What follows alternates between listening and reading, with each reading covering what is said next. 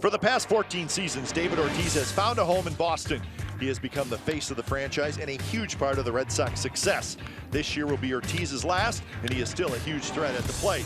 Josh Reddick is on a roll. Over the weekend, Josh went 10 for 12 and is swinging a hot bat. Sonny Gray gets the ball, and he's going to look to rebound after a couple of rough starts. It's Ortiz and the Red Sox playing host to Reddick, Gray, and the A's. Game 1 from Fenway, and it starts right now.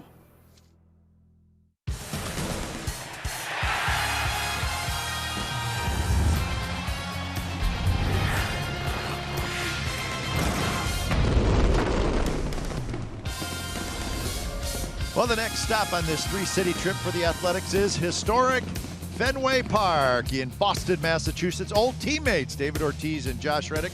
They'll square off tonight. A couple of hot hitters, and Sonny Gray going to try to put a couple of rough outings behind him and get a win tonight. It is the first of a three-game series from Fenway. It's the A's and the Red Sox coming up on CSN California. Hi again, everybody. Welcome to Oakland A's Baseball. Along with Ray Fosse, I'm Glenn Kuiper. Well, David Ortiz says he's going to retire at the end of this year. He's 40 years old, Ray, and the way he's hitting, he should keep playing because he has not lost a thing. Cap, I think they're going to try to renegotiate the contract, try to convince him to stay, because last night in New York, a place that kind of a love-hate relationship. They love him in New York, but they don't like this. 2 home runs that he hit last night, and a special day for him on Mother's Day because he lost his mother when she was 46, but he ended up hitting 2 and is using the pink bat, all the pink for Mother's Day, and he showed it off last night in New York. There's for his mother, but a great job by Big Papi, but I think maybe the shift is going to cause him to retire because we will see what happens tonight. There's shift against him more than anybody. Now, Josh Reddick began his career right here at Fenway Park as a Red Sox, and of course then was traded to the A's, and he's coming back to Fenway as a red-hot hitter. Boy, he is very hot. I think the biggest thing, I've been watching in Baltimore, we have seen where they have shifted him to the right side, a lot of ground balls into the hole between first and second. He's using the whole field, and as a result, you're going to see some hits into that hole, but he is just unbelievably hot. 8 consecutive hits. He is trying to break the record tonight against Clay Buchholz, but what a job he is doing, playing outstanding right field. But his average has gone up unbelievably because of the weekend in Baltimore. All right, so the pitching matchup, a couple of right-handers. Ray mentioned Clay Buchholz and Sonny Gray. So Gray and Buchholz, the matchup in Game 1 of this 3-game series. Up next, we'll head back inside the A's pregame live studios, check in with those guys, and then come back to historic Fenway Park for Game 1 of the series.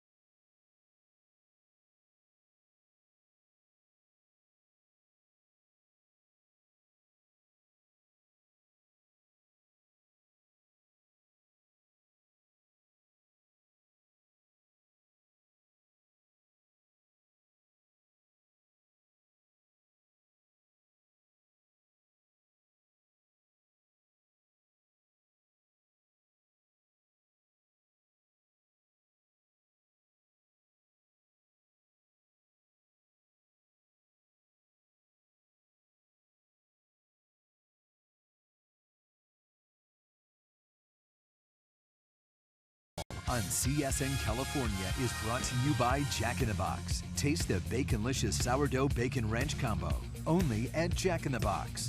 And by Toyota. It's Toyota time for big savings on legendary Toyota quality. Take a test drive today. Toyota, let's go places. Welcome back to Fenway Park here in Boston. Game one of a 3-game series. Have 3 night games here at this great ballpark.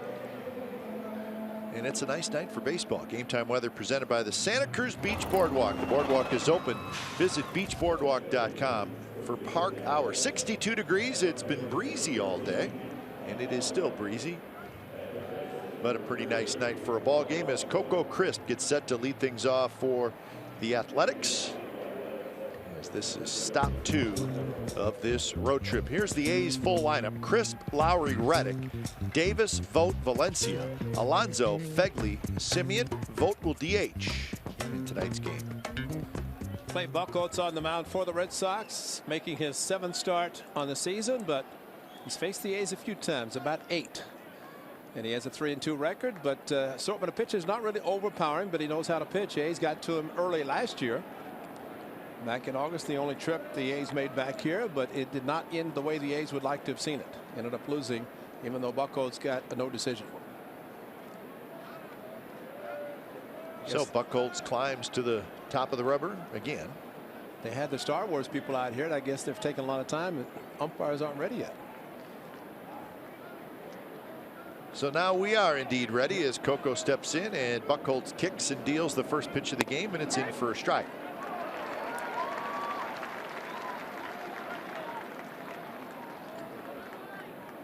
So it'll be Crisp, Lowry, and Reddick for the A's here in the first inning.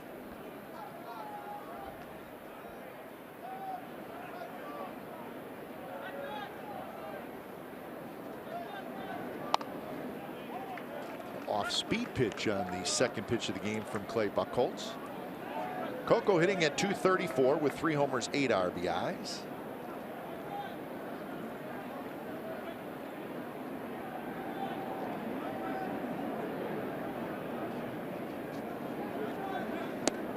Fastball is low at 92 miles an hour.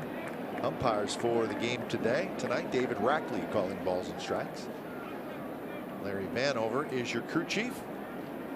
Alfonso Marquez at second, and Chris Guccione is over at third.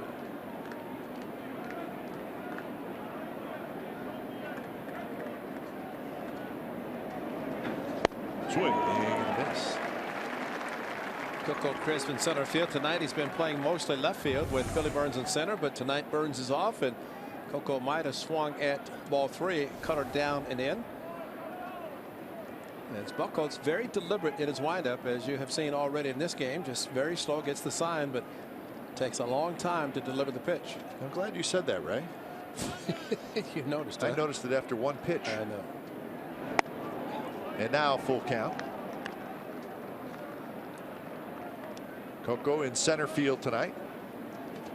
He's faced Buchholz a fair amount, 4 for 16 in his career with a home run.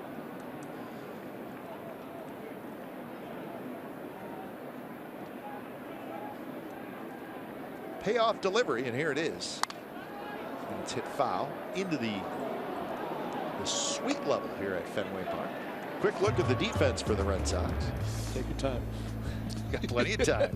Brock Holt, Jackie Bradley Jr., and Mookie Betts in the outfield. It's good outfield. Shaw, Bogarts, Pedroia, and Ramirez on the infield. And Christian Vasquez is the catcher. Plenty of time. And do a bio on each one of them. I mean, Vasquez called a fastball the first 3-2. He fouled it off, and I guess he just wants to be out of here 3 hours. He only went 4 2/3 innings in the game they started against the A's last year. And he missed inside, and Coco Crisp leads off the ball game with the walk.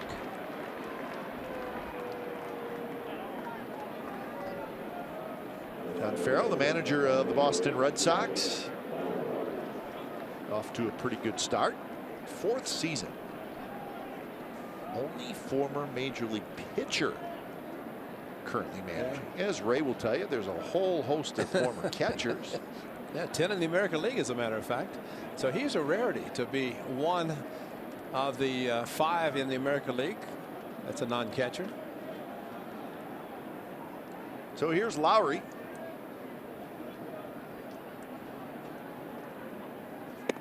Lowry, like Josh Reddick, started his career here with the Red Sox.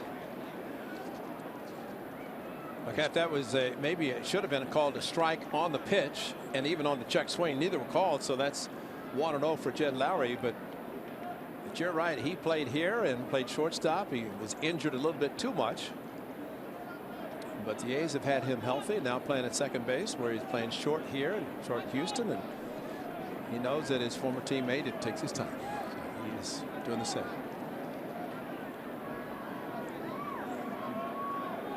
I think it's always interesting too, Kite, to see the defenses when the A's are at the plate. And right now, it's so nice to see the white uniforms of the Red Sox positioned in exactly where they should be. Yeah. Quick throw, and Coco standing up, going back, and maybe caught him by surprise a little bit. But the uniforms, the home whites of the Red Sox against the green grass and the green background.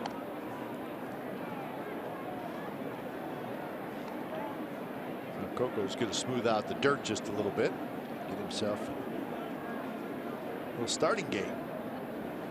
As we often see with the ground crew, they will water down the infield, water it down before the game, and that's it for the duration. But it's a little bit muddy at times early in the game, and Coco just making sure his footing is okay. Lowry takes outside. Lowry hitting .304, no home runs, 17 RBIs. Well, Colts came back early from New York. The Yankees and the Red Sox had the network game last night, and I mentioned got it about 2:30 this morning. But Buchholz was sent back, as a lot of times a pitcher starting the next game, in this case tonight, was sent back to get a good night's sleep. That one hit in the air down the left field line, and it is fair. And the ball's rattling around in the corner. Coco's digging for third, and Coco will make it, and Lowry goes to second. There's very little room between the foul line and the seats, that sidewall, but somehow that ball nestled right in there, and it's a double. You know, surprisingly, and Jed Lowry, of course, hits a lot of doubles, but the wind is blowing from left to right, and this ball might have been aided by the wind blowing it and keeping it in fair territory, because like you, I thought it was going to slice into foul territory. And you know, I think Coco thought the same thing, because he had to hustle to get safely into third with a ball that was down the line and just hugged the line. And you're right, no foul territory, or very little down the left field line. And there's your flag, and it is just really abnormal that it blows out to right field. It's usually more to left field. So here's the A's hot hitter, Josh Reddick. Well, he hit 3 yesterday and a walk, and he was using the whole field. There's the opposite field, and just seemed like a magic wand for him. Actually, the A's, this ball's up the middle. A's had a 3-0 lead in the first inning, and there's the one that was between the first and second.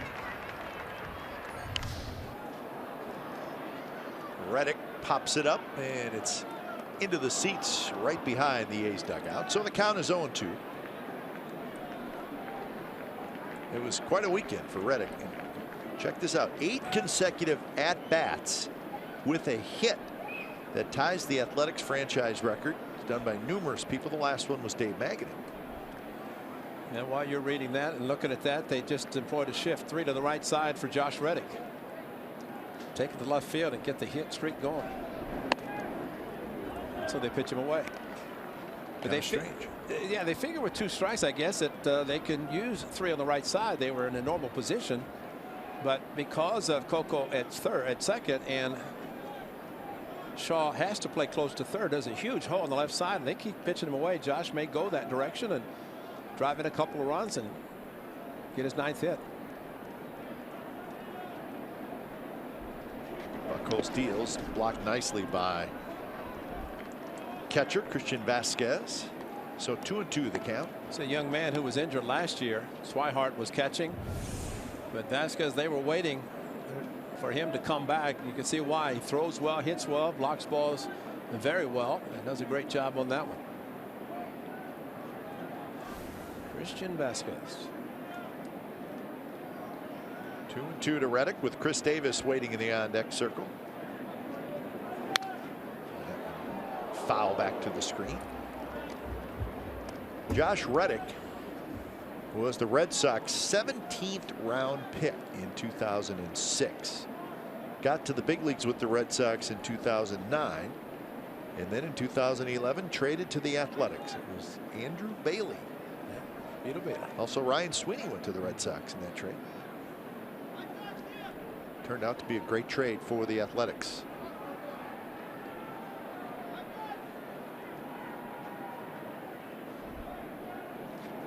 Two delivery. Bounce toward Hanley Ramirez. That'll get a run home as Coco Chris scores. Lowry to third, so a very productive out by Reddick as he gets the RBI and gets the runner from second to third, and the A's lead 1-0. And that's called an unselfish player, because Josh Reddick thinking about the 9th consecutive hit, but once the runner's got to second and third, he's got to get a bunch of high fives in the dugout, because you're right, a productive at bat, hitting the ball to the right side. He made it out, but he got a runner in, got a runner to third. The A's have a chance to do what they did yesterday, and that's put some runs on the board in the first inning. Unfortunately, yesterday couldn't hang on. So Davis now with the infield in, trying to bring home the second run. First pitch is a fastball outside. Davis at 214, 6 home runs, 14 RBIs. Coming around after a very slow start, although did not have a good weekend in Baltimore. He was 0 for 9, and he's 0 for his last 12. And got yesterday off. Yeah.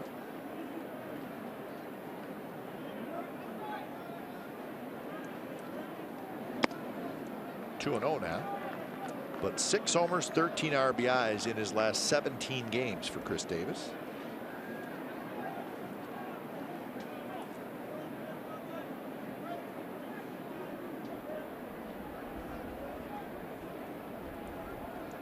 Well, infield in, and if any of the Red Sox have seen how hard Chris Davis hits the ball when he makes contact, that's not a very fun position to be in if you're an infielder. Missed that one, and it's 2-1 to Davis. Sweeping slider after a couple of fastballs, and Buchholz, that's a perfectly thrown pitch. Looked like a strike, ended up maybe being right on the corner, but more importantly, sweeping away from Chris Davis.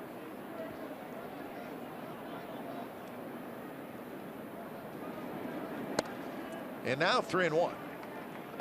On deck to Stephen Vogt. I thought with the first 2 pitches almost looked like they were pitching around him, and throw a very good slider.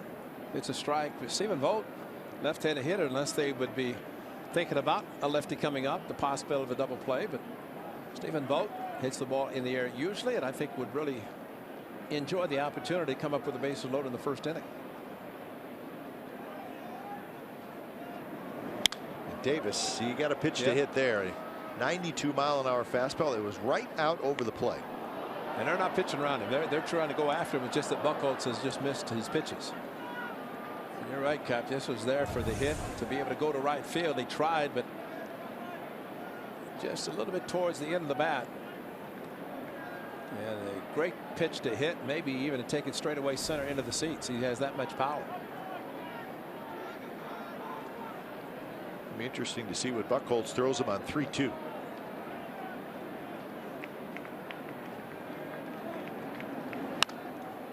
Popped up into the seats just to our left. He threw him a mistake. He did. That's not where the catcher wanted it. No, and that's really into his wheelhouse. And I think the enjoyable thing about watching Chris Davis is when he makes contact. Even Dennis Eckersley, who in the Hall of Fame with the A's logo, said, man, he could hit some shots. Well, the pitcher would know. John Farrell, a pitcher, pitching coach, manager. Carl Willis, his pitching coach, know exactly what that means. That one's driven to right.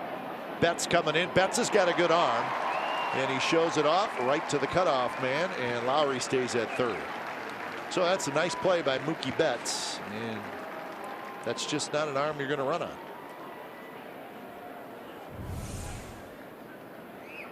Well, he went very nicely to the opposite field. Did not have a lot on it. See if Jed Lowry went back and just kind of shut it down. And I think in the case of Lowry, he went too far initially. That's why the conversations right now are going on between he and Ron Washington. When the ball's in the air, you go back to the bat. Right away. Right away. Immediately. Don't even think about the ball dropping in. You're going to score anyway on a base hit. You go back, and that way, if nothing else, and Cap, I think your point over the weekend, fake down the line. Sure. Make him throw. Maybe airmails it, throws in the stands. Yeah, or the short hops the cutoff man and it rolls away. But it's just some things are automatic. You're on the bases, line drive on the infield. You stop, go back. But also, if you're at third and there's a fly ball, you automatically go back to the bag and think about tagging. Strike on the outside corner to Stephen Vogt. Vogt is the DH. Fegley getting start behind the plate. Bob Melvin was so impressed with Fegley's pitching. He said, I'm going to start you behind the plate tomorrow night.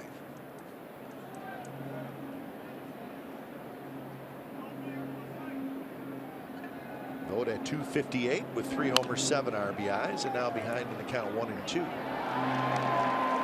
Shoots that one into very small upper deck here at Fenway Park.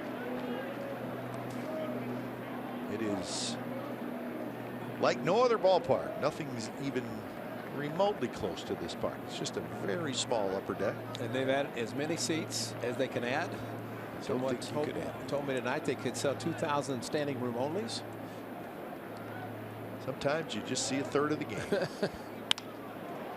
Soft line drive. Shaw grabs it side, retired. So the A's get a run on a hit and a walk. RBI ground out by Reddick. 1-0 Athletics after half an inning.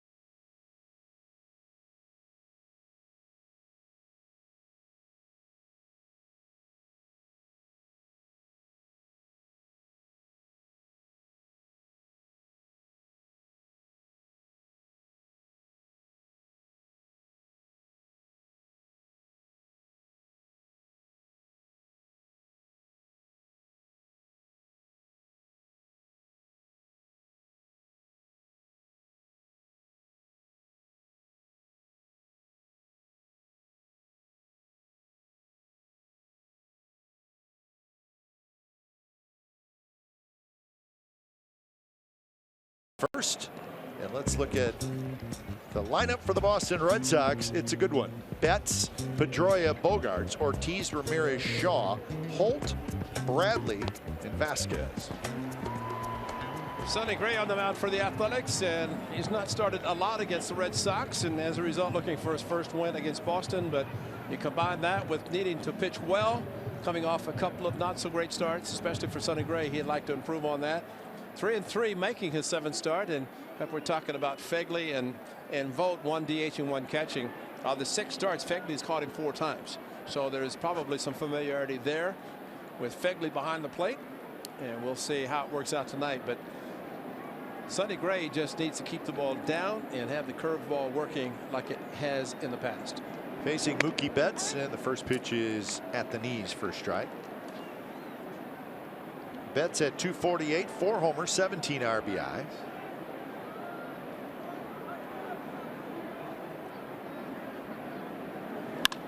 And he rips one toward left center field, but it's hanging up for Coco Crisp, and Coco grabs it for out number 1. Defensively for the A's tonight, Chris Davis is in left field, Coco Crisp in center, and then Josh Reddick in right. Valencia, Simeon, Lowry, and Alonso on the infield. Fengley behind the plate. So with one out, Dustin Pedroia steps in. Excuse me. The leader of the Red Sox is stepping up right now. I think so too. I think David Ortiz is probably the face of the franchise, but I think Pedroia probably carries the most weight in the locker room. Absolutely. As a matter of fact, it was he who saw the photograph of David Price, who'd been struggling, and said, hey, take a look at this, David. Last year you were doing this. This is what you're doing now. And so David Price working with Carl Willis to the left of John Farrell. Of course, there's Big Papi. Carl Willis, a former major league pitcher, now the pitching coach for Farrell, and they were working perhaps just on that mechanical flaw that he had. And he will be pitching Thursday. Price will. But Red Sox spending a lot of money for David Price as a free agent. They'd like to see him perform a little bit better. So that kind of falls under that leadership word, which is sort of undefined in baseball, because Dustin Pedroia is doing that, but he's not doing that to be a leader. He's just doing it to help the team which makes him a leader. That's right. Yeah. He's doing it by example to help his team win, and that's all he's about.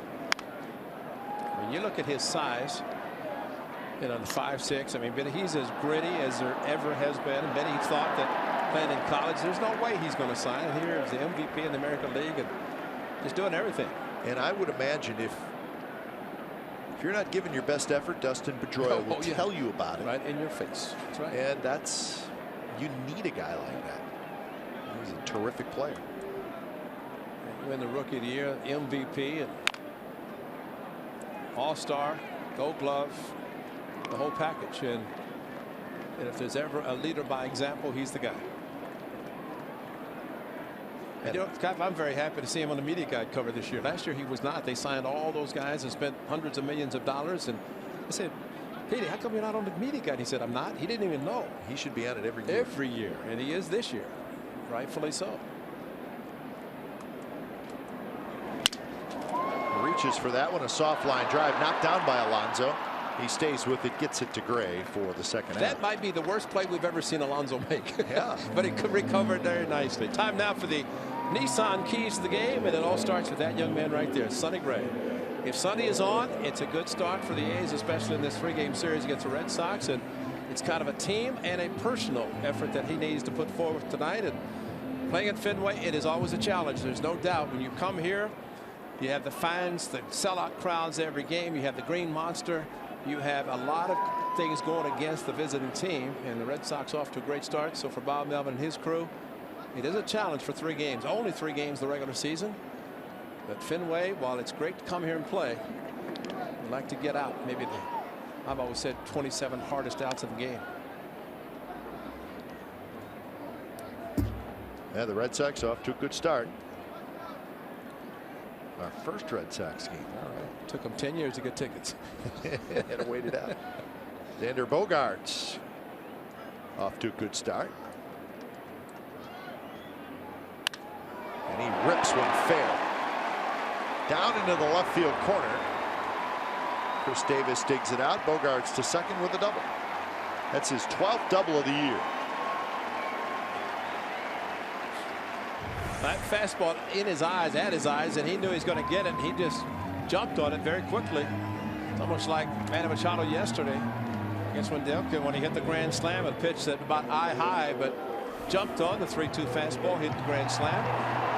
One thing about Bogaerts getting on base, especially in second, you have to face the big man, David Ortiz, in this situation. But also puts a little pressure on Ramirez behind him because they might pitch Big Papi carefully. Big numbers, 9 home runs and 27 RBIs already for David Ortiz and a .308 batting average. Oh, they're using a shift. Forcing him to retire. Hasn't bothered him this year. Takes a strike at the knees. He's got 9 home runs, and 5 of those 9 have been hit against the Yankees, including 2 last night. We showed you that in the open of our show. So there's the shift. I think we showed the numbers in Baltimore, the players who've been shifted the most, and Chris Davis, of course, on the list. But heading that list of 5, Big Poppy himself. Simeon reaches up, and the shift gets David Ortiz that time. Simeon playing right up the middle. He grabs it. Side retired. 1-0 A's after 1.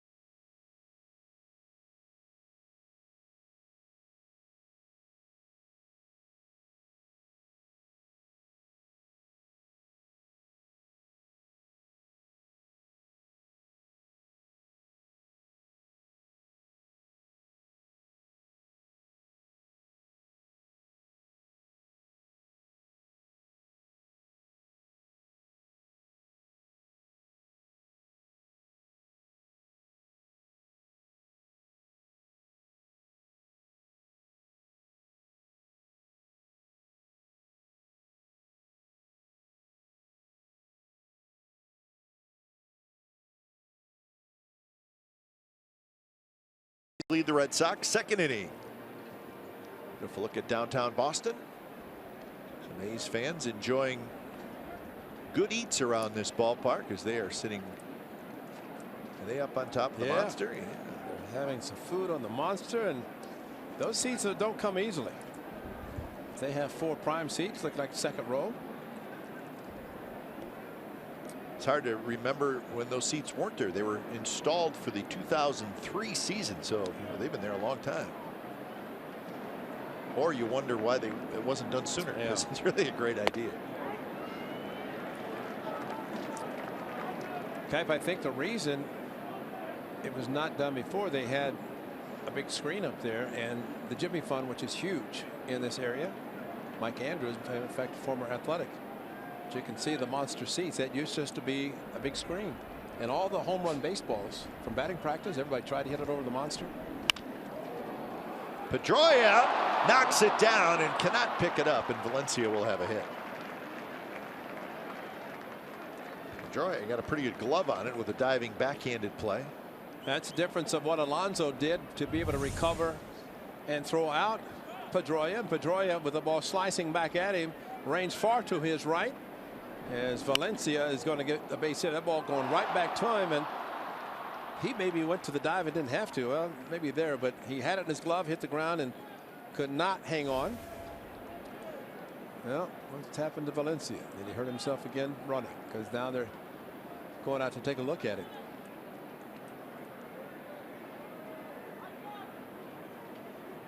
His left hamstring that he hurt in New York. Now, when you're sniffing a hit and you start running, you don't think about it. No, you don't think about it. Of course, he ran very well in Baltimore, as we pointed it out. See, he's turning on a little bit extra there, and then. Well, there was that little acceleration, and that's when it happened. Right, that's where he thought he had a hit. Once he saw Pedroia drop the ball, and then he felt it. Anybody that's ever had a hamstring injury, it is the hardest, the worst injury to try to come back and feel 100%. Well, it probably never fully goes away if you're playing with it, right? You just sort of manage it. Because you need the acceleration, and all that means that it's going to take its toll on the hamstring. So it is a hit. So here's Yonder Alonso. Alonso had 204, homer, 7 RBIs, and he drives left center field. Jackie Bradley Jr. is going to play this one off the wall, and he plays it well. Bounces right back to him. His throw into second base is not in time. Valencia stops at third. And Pedroia got stepped on. Something happened as he took the throw coming in. Well, Jackie Bradley played it perfectly. Now, this is a guy who plays here every day. Yeah. It's like bumper pool. Yeah. Because the way he went after you'd think it's a home run because he kind of stopped, but he's playing the carom off the wall. And he makes a strong throw in a second. See what happens to Pedroia as the ball came in. Oh, are they going to take a look at it and see if it came off the bag? But it looked like Alonso stayed on the bag as he slid, but a strong throw by Bradley. And Pedroia had him go through the bag, but it looked like the right foot, right leg stayed on the bag with Alonso. So second and third, nobody out. Again. And here's Fegley. Infield back. On the ground, and that's a productive out as Valencia trots in to score. Alonso to third, and the A's lead 2-0. Nice job by Fegley. Time now for the cricket something to smile about. Yesterday's blowout. Josh Fegley, he was awesome. 2/3 of an inning. Strikes out Adam Jones. Mark Trumbo. High heat. I mean, just coming right at him, Ray, with straight gas. High octane. 10th time Oakland history that a position player pitched in a game and did a good job. Ike Davis did twice last year. Ike Davis could pitch. He could pitch. Matter of fact, we thought, hey, go to the bullpen. Yeah. If you're not playing, just go down there and be ready to come in when needed. But I thought Fegley's comments afterwards when press came around and talked to me, he said, man, it took me 40 minutes to catch my breath after the inning was over. He said, I appreciate exactly what relievers go through now to get ready to come into the ballgame. So the infield comes in. Hanley Ramirez is going to watch this one drop into the seats and then take a big bounce backwards. Now the A's got the one. Nice job by Fegley hitting the ball to the right side, but this is where they need to get the other one, especially with the infield in, as was the case last inning, the first inning with Chris Davis at the plate. It is the exact same situation. Simeon had 210 with 8 homers, 15 RBIs.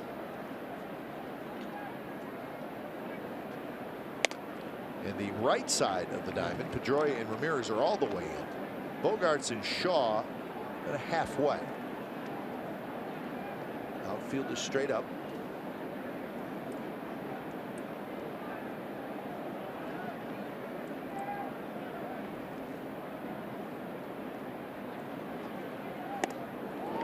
High changeup. So Buchholz got a break there. You may not want to throw that one again. Well, that's a good time to throw it. The old pitching backwards. Go soft when you're behind in the count. Hitter's ahead looking fastball and threw the changeup, and even though it was high, he got the swing and miss. 2-2 pitch. Here it is. A liner into the glove of Shaw. Tough break for Simeon. So 2 outs, and now everybody can settle back to normal depth. That's got to be frustrating. You got an RBI sitting out there and you throw it out a pretty good at bat. Well, and Shaw playing perfectly as Simeon tried to hook the ball down in the corner past him. That's what would have happened.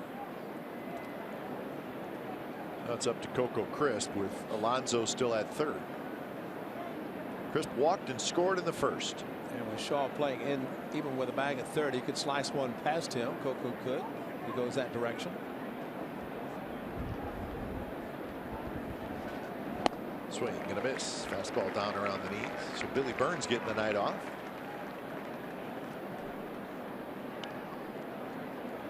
Bob Melvin's doing a good job getting Coco Crisp in the lineup as much as he can, but still there's been enough days off for Coco Crisp to keep him healthy. Well, the fact that he can still play in center and not have a problem with it, you get accustomed to playing in left field, and going back to center field sometimes creates a problem, but he's handling it well. Well, and Coco's Been the DH a fair amount this year. Another block by Vasquez with runner third as Billy Burns watches, and he's of course ready anytime throughout the game to either go into center field, pinch hit, run, do anything for the ball club. Pitch number 39 coming up from Clay Buchholz. A little bit inside, 2-1. Buchholz has worked hard in each of the first 2 innings, giving up a run in each. You ever wonder what his hair looks like if he took off the cap? See just a little bit behind his head. No, I've actually never wondered that. But since I mentioned now it. I'm thinking about it more than I should be. Breaking ball, strike call, 2-2. Have not seen that pitch from him a lot tonight. He's got about 5 different pitches, and there's your breaking ball. You throw the changeup as he did to Semien. Got the fastball to cut it. There's the little. I just did not know if it's a full mohawk or if it's just a little bit out the back. Sorry. No, it's great. I wanted you and I to be on the same page. Mohawk page. There's a shot, base hit right field. Coco comes through. So it's 3-0 A's, and oh, you love those 2-out RBI hits. And it looked like Buchholz liked that 2-1 breaking pitch so much he came back with it again, and Coco hit a little bit towards the end of the bat. But see if it's the same pitch. There it comes in, although this time Coco didn't take it. And boy, it's right there to say hit me, and he did. And that is a big 2-out base hit.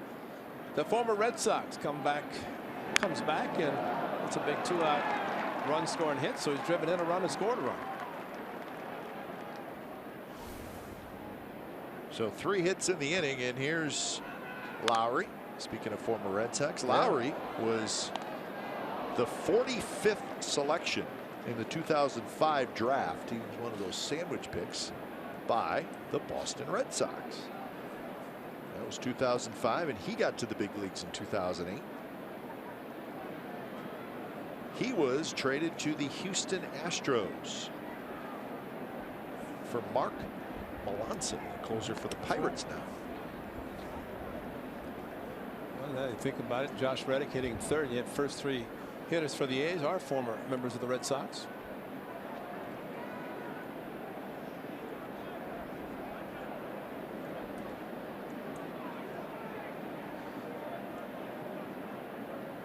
One to Lowry, who hit that ball down the left field line that fell for a double in the first inning.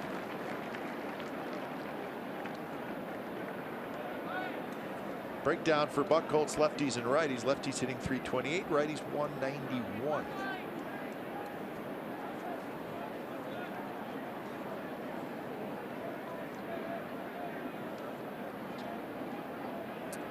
Five lefties in the A's lineup tonight, counting a switch hitter and this hitter.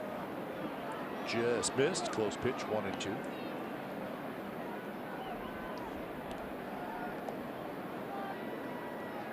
What was not shown on that graphic, the splits, lefties and righties, that Buchholz, he works slowly to both left-handed hitters and right-handed hitters. It doesn't speed up and offer. You've noticed that. Well, huh? it's just we could have thrown that on the graphic, but stick with the numbers. Outside, and now the count is even at 2-2 to Lowry. So you're saying he's not a good getaway day pitcher?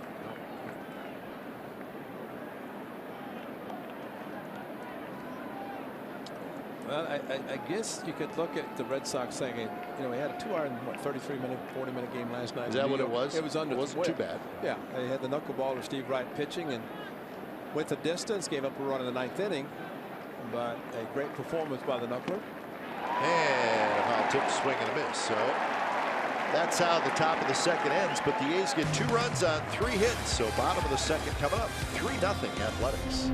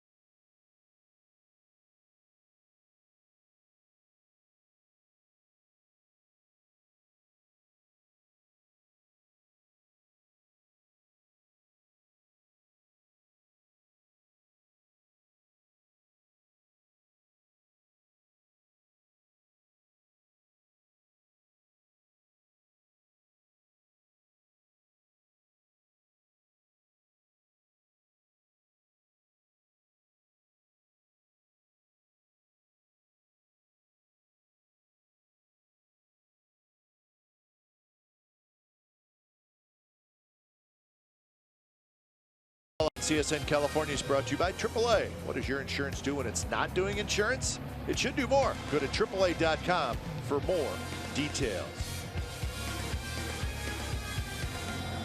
A's with a 3-0 lead for Sonny Gray, bottom of the second inning. That's the good news. The bad news is that Danny Valencia's out of the game. Chris Coughlin has come in to play third base. You know, we were talking about Pedroia and the fact that when Valencia ran to first base and manager and trainer came out to talk to him, when Valencia got to third, it's unfortunate he's out of the game now, but when the ground ball was hit by Fegley to second, Pedroia looked up, and this is Valencia running into first base, and he takes off okay, and then all of a sudden smells a hit and then takes off right there, and he feels it, and it kind of grabs him a little bit, and he's out of the game now. But when he was at third and scoring, Pedroia thought about going home. He did, yeah, because he wasn't running hard, and that's just the alertness of Pedroia, knowing that his hamstring was bothering him, and you hit a ground ball to the right side, you figure it's automatic, guy's going to score, but you have to be concerned. And Pedroia decided to get the one out in the second inning. Oh, by the way, there's Chili Davis, A's former hitting coach. The second of a 3-year contract with the Red Sox as their hitting instructor. Oh, whatever he's telling him, it's working. Oh, man, that's right. Red Sox offensively, and again, this is game number 32, so about 20% of the season gone. So you can start putting these numbers down a little bit, but they have been very impressive offensively. They are first in the league in runs scored. They're first in batting average. They're first in doubles. They're first in triples. They're first in slugging, first in on-base percentage, and second in stolen bases. Look at that. It's pretty good. Runners in scoring position, third. Right in the middle of the pack for home runs, but their pitching has not been great for them.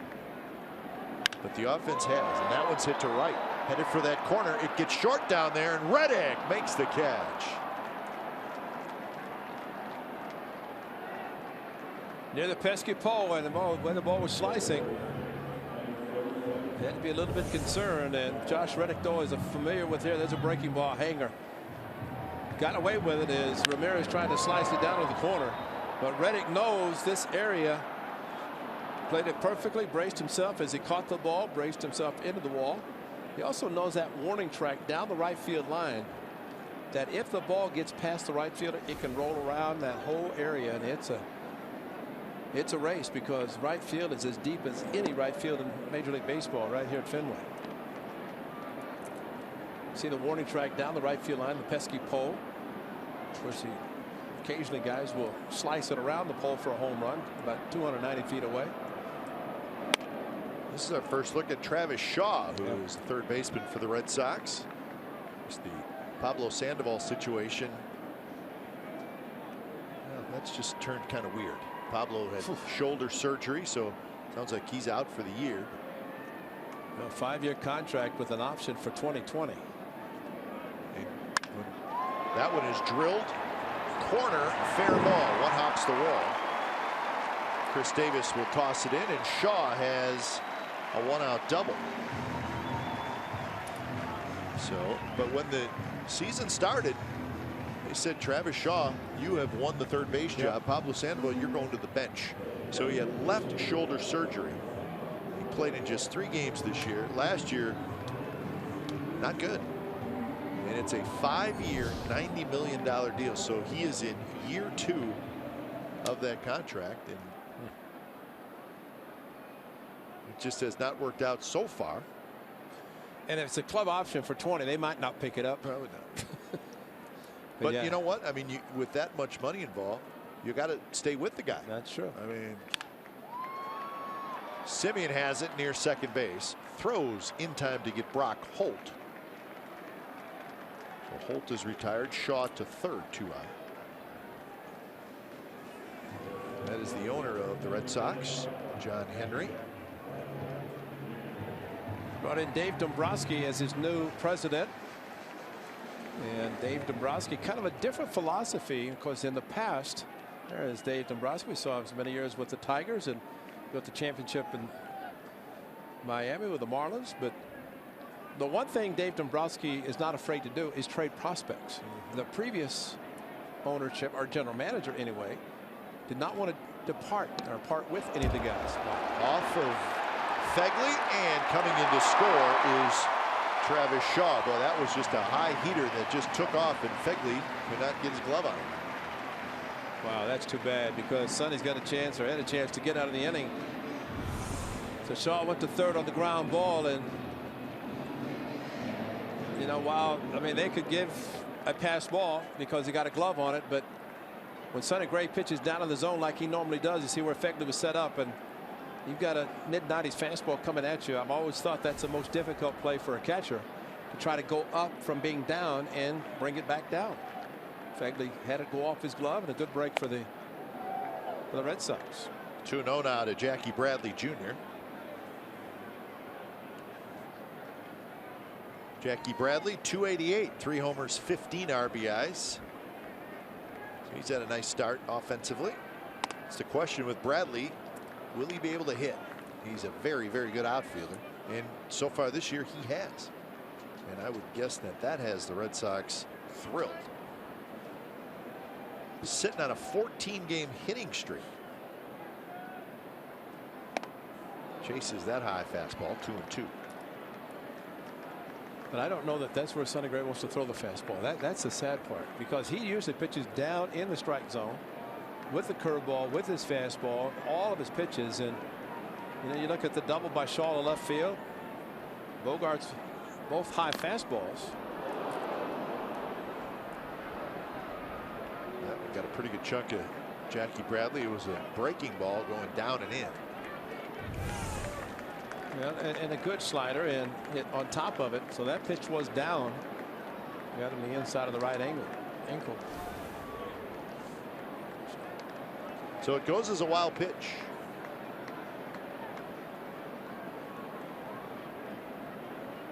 So 2-2 the count.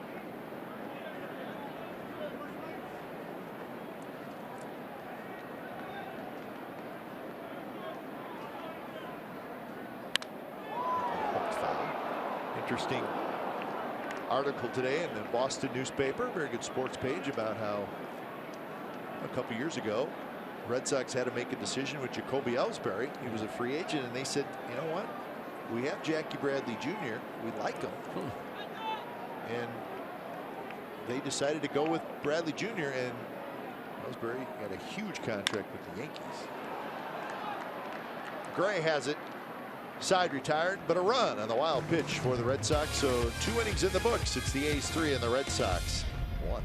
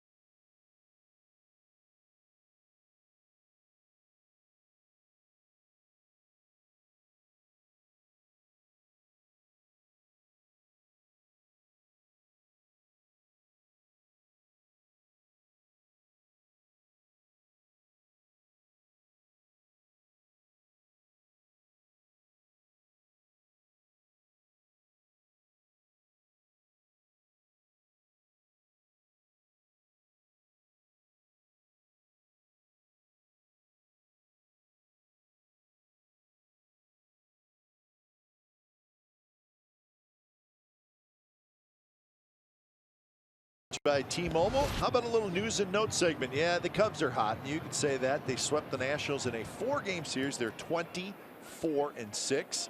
And what they did to sweep the Nationals, they just said, you know what, we're just going to walk Bryce Harper and we're just not going to let him do any damage, and he didn't. Interesting. We'll talk about that a little bit more. Mike Moustakas on the disabled list, fractured left thumb. The Mariners playing well, 7 out of the last 10, and the Seattle Mariners are in first place with an 18-13 record.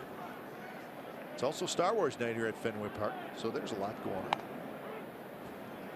So yeah, so what did you think? Bryce Harper, 7 plate appearances yesterday in a 13-inning game, 6 walks, 1 hit by pitch. Yeah.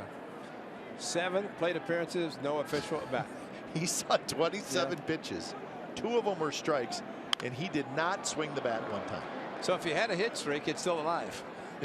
Because he did not have an official at bat yesterday. And I mean, I think, and the situation is over. They walked him a total of 13 times over the weekend, and it worked. Well, that's Joe Madden. They swept. Joe Madden, you know that's it. That's Shaw going over to play at second base with the 2 strikes in the shift. But if it worked, walking Harper, now you may see other teams doing it. Right. And really, Zimmerman, the hitter behind him, well, that's 18 runners on base. That's the problem. Yeah. He unfortunately during that extra inning game yesterday, he ended up winning it. The Cubs did, but Zimmerman had a lot of opportunities because of the walks to Bryce Harper. Reddick, a little shallow pop up. He's got a chance to fall as Shaw ends up making the catch. So that's a nice play. That's amazing. Shaw's a big guy. So you're going to put that down as a 5. 5. 5 in center field. I'll put a little line over top. That makes amazing. me know that it was. But this is Shaw, the third baseman, who moved over with 2 strikes on Reddick, and he is going out to shallow center field. And you're right, he's a large person and covered some ground. If you're the Betts the center fielder, you let him have it because that collision will not work out well for him. So a 5 in center field. Put a little asterisk by it. Amazing. Here's Chris Davis. But there are 3 other players in Major League history that walked 6 times in a game. But only one of them did it in a 9-inning game. That was Jimmy Fox.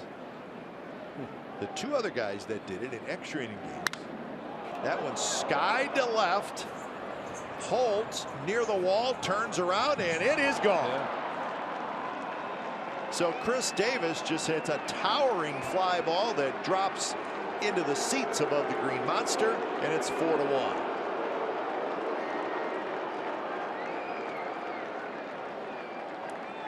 And if there's any wind blowing, it was going to go right through it. That's how strong Chris Davis is. So welcome back, Chris Davis. A tough time in Baltimore. And this time, though, takes a hanger and crushes it. All his power. And you can watch Buchholz just hoping that it would scrape the wall coming down. As Holt knew he didn't have a chance for it, but the power of Chris Davis was on display there.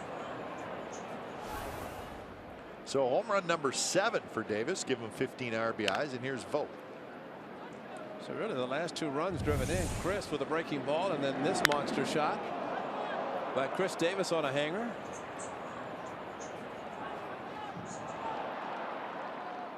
Well, it's first row. Front row. Just enough. Started out slow, but he's starting to heat up. Vogt drives one to center. Bradley's there. So Bradley has it for the second out. Let's see, before the monster seats, there was a huge screen. And all the baseballs would kind of settle in behind the wall. And the ladder that's still there, they'd walk up the ladder, collect all the baseballs, sell them for the Jimmy Fund.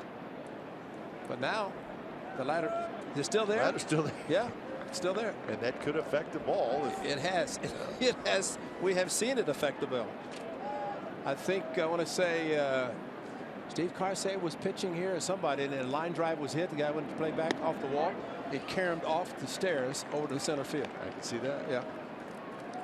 So hey, that's a good point. Take down, because that's not, no, they don't get up to the Green Monster that way, but that they used to climb that ladder after batting practice, and you could not imagine the number of baseballs they accumulated. Oh, it's good. Hundreds. Oh yeah, because that's all any visitor player ever trying to do is hit them over the Monster. They'd leave here and say, I did it.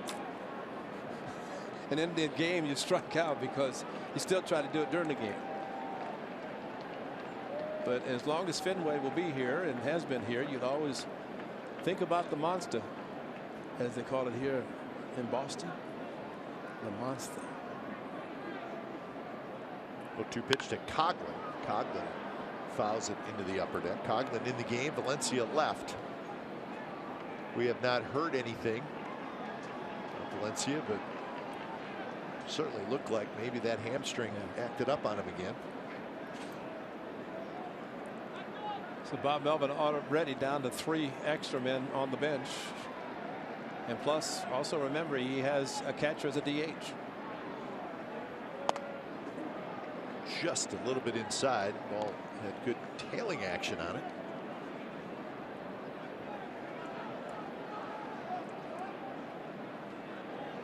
So 1-2 the count, with Alonso hoping to get a chance to hit in this inning.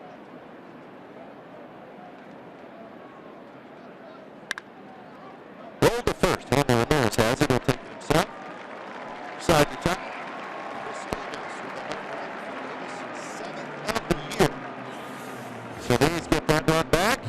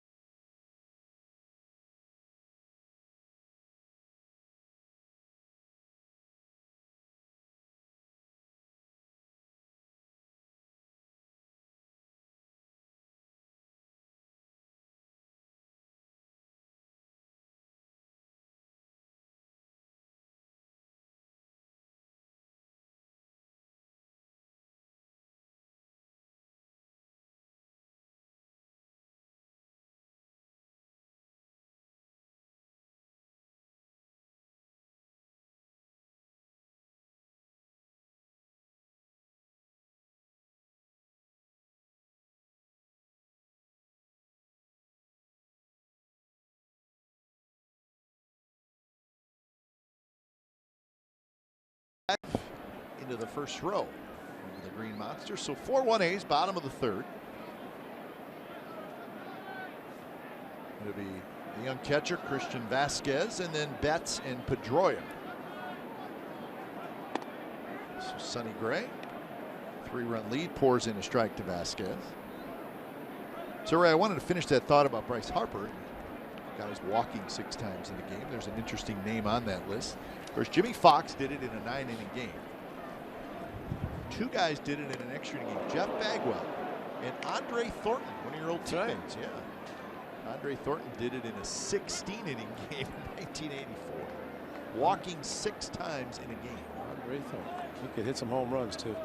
Good. Yeah.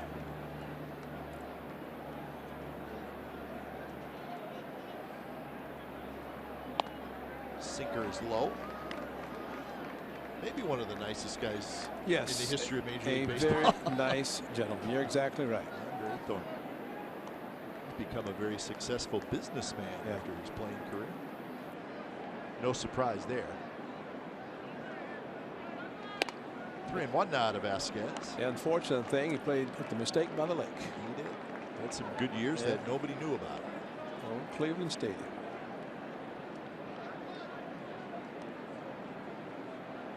Well, Sonny Gray, he's got 4 run support, and it's given up 1 on a wild pitch, and you don't want to walk the leadoff hitter in this inning. Thank you. Swung a ball 4. That's pretty good help there by Vasquez. Hannigan is the other catcher, and he catches the knuckleballer Steve Wright had caught last night. And Vasquez is the #1 catcher, but like Jason Varitek when he played here, and Doug Mirabelli always caught Tim Wakefield until they got to postseason, and then oops, I got to catch him. 3-2 is down and away, and it is a leadoff walk. Here's our Ford right choice for tonight. May 13th of last year, Sonny Gray strikes out 9 Red Sox hitters at the Coliseum, but Red Sox won the game 2-0. Nava had an RBI single early in that game. Sonny struck out 9 in 7 innings, but again came up short in a 2-0 loss. He also had a start here at Fenway in 2014. Pitched well, got a no decision. Yeah, that's his 0-1 record, but good ERA. But tonight, still a little bit erratic. Up out of the strike zone, down, and overthrown a little bit. Shot to Betts. Coughlin knocks it down, grabs it, throws to first to get Betts. Coughlin was playing even with the bag. It was a very hard hit ball. And that might be a very easily turned double play, but Coughlin, a very strong arm, reacted barehanded the ball after he bobbled it, but boy, you're playing 90 feet away, and there's your hot corner, a hard hit ball to Coughlin, but instead of turning the 5-4-3 double play, at least got the 1 out. So here's Pedroia.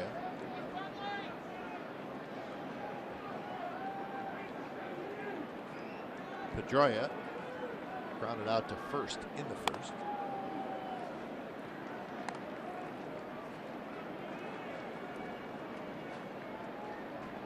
Pedroia is not going anywhere. He's going to be a Red Sox probably for his entire career. He is in the 3rd year of an 8-year contract that he signed a couple years ago. 8 years, $110 million. So his contract through 2021. It's a bargain. Yeah, you know what, it really is. He took the 8 years. Can't blame him for that. Yeah. Spends his off seasons in Arizona. A lot of friends down in that area, but comes back to Fenway and plays for the Red Sox. Trains in Florida. But he's healthy, and that's for him. He has played a lot of times when he's been very hurt, but last year he was healthy. This year he's healthy. Sonny Gray still trying to find the strike zone. Pedroia will be 33 years old in August.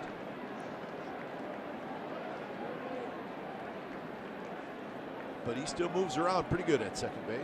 Got here on a 3-0. Short porch in left field. Sonny Gray's control was a little bit better. You might see hitters swinging 3-0, but right now they don't want to find themselves swinging a bad pitch when they get the green light.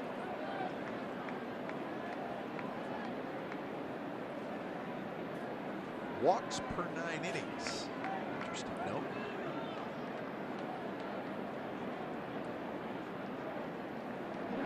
Pedroia, a hot shot. Simeon, a one-hopper. Simeon across the diamond, 2 outs. So a couple of very hard hit balls on the infield in this inning, but 2 outs recorded. You know what's fortunate about that ball? The fact that Simeon was playing deep. Can you imagine playing with the infield in a sharp hit ball, sharply hit ball, and Simeon handled it nicely. All his hard work is really paying off. Every day working with Ron Washington. Just a couple of errors this year by Simeon.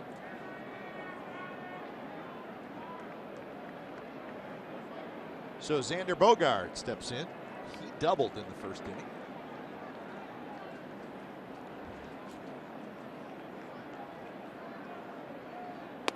Slider outside corner for a strike.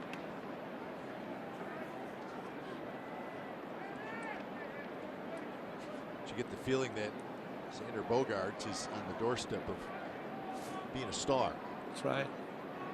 That's why the Tigers have Iglesias. Tigers needed a shortstop, and Bogaerts took over. He's playing third when Iglesias was here and moved over to short. He's going to be there a long time. You're right. He's only 23 years old.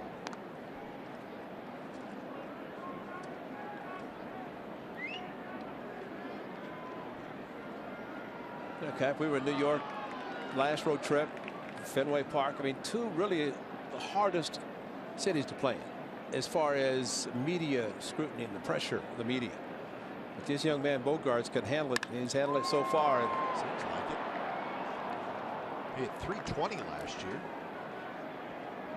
Knocked in over 80 runs.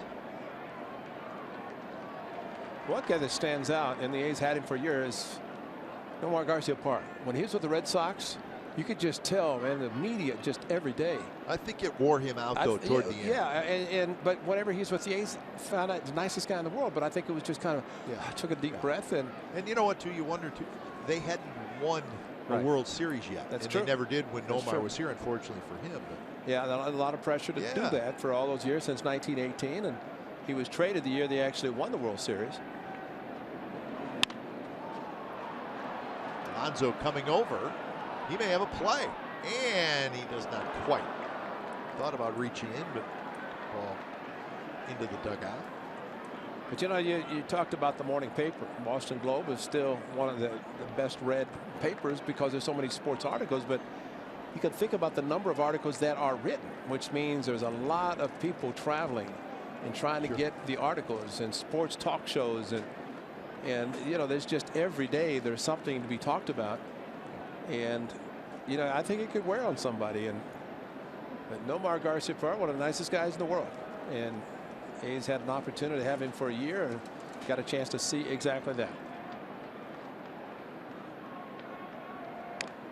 Just got a piece of that one.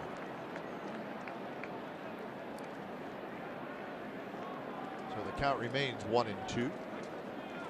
Just wish the guy who wrote the article about the Diamond Vision here had contacted me. Well, gotten a real story. You got a story? Yeah, I mean, this is it's installed in 1976. Yeah. And this is the 40th anniversary of which is a color Diamond Vision video board now. It was black and white then. And a play that I was involved in happened to be the first play on that screen. Yeah, in 1976. Oh. Which I'll tell you about momentarily. I can't wait. Was my brother in the lineup? He may have been. Yeah, he might have been. 4-1 A's after 3.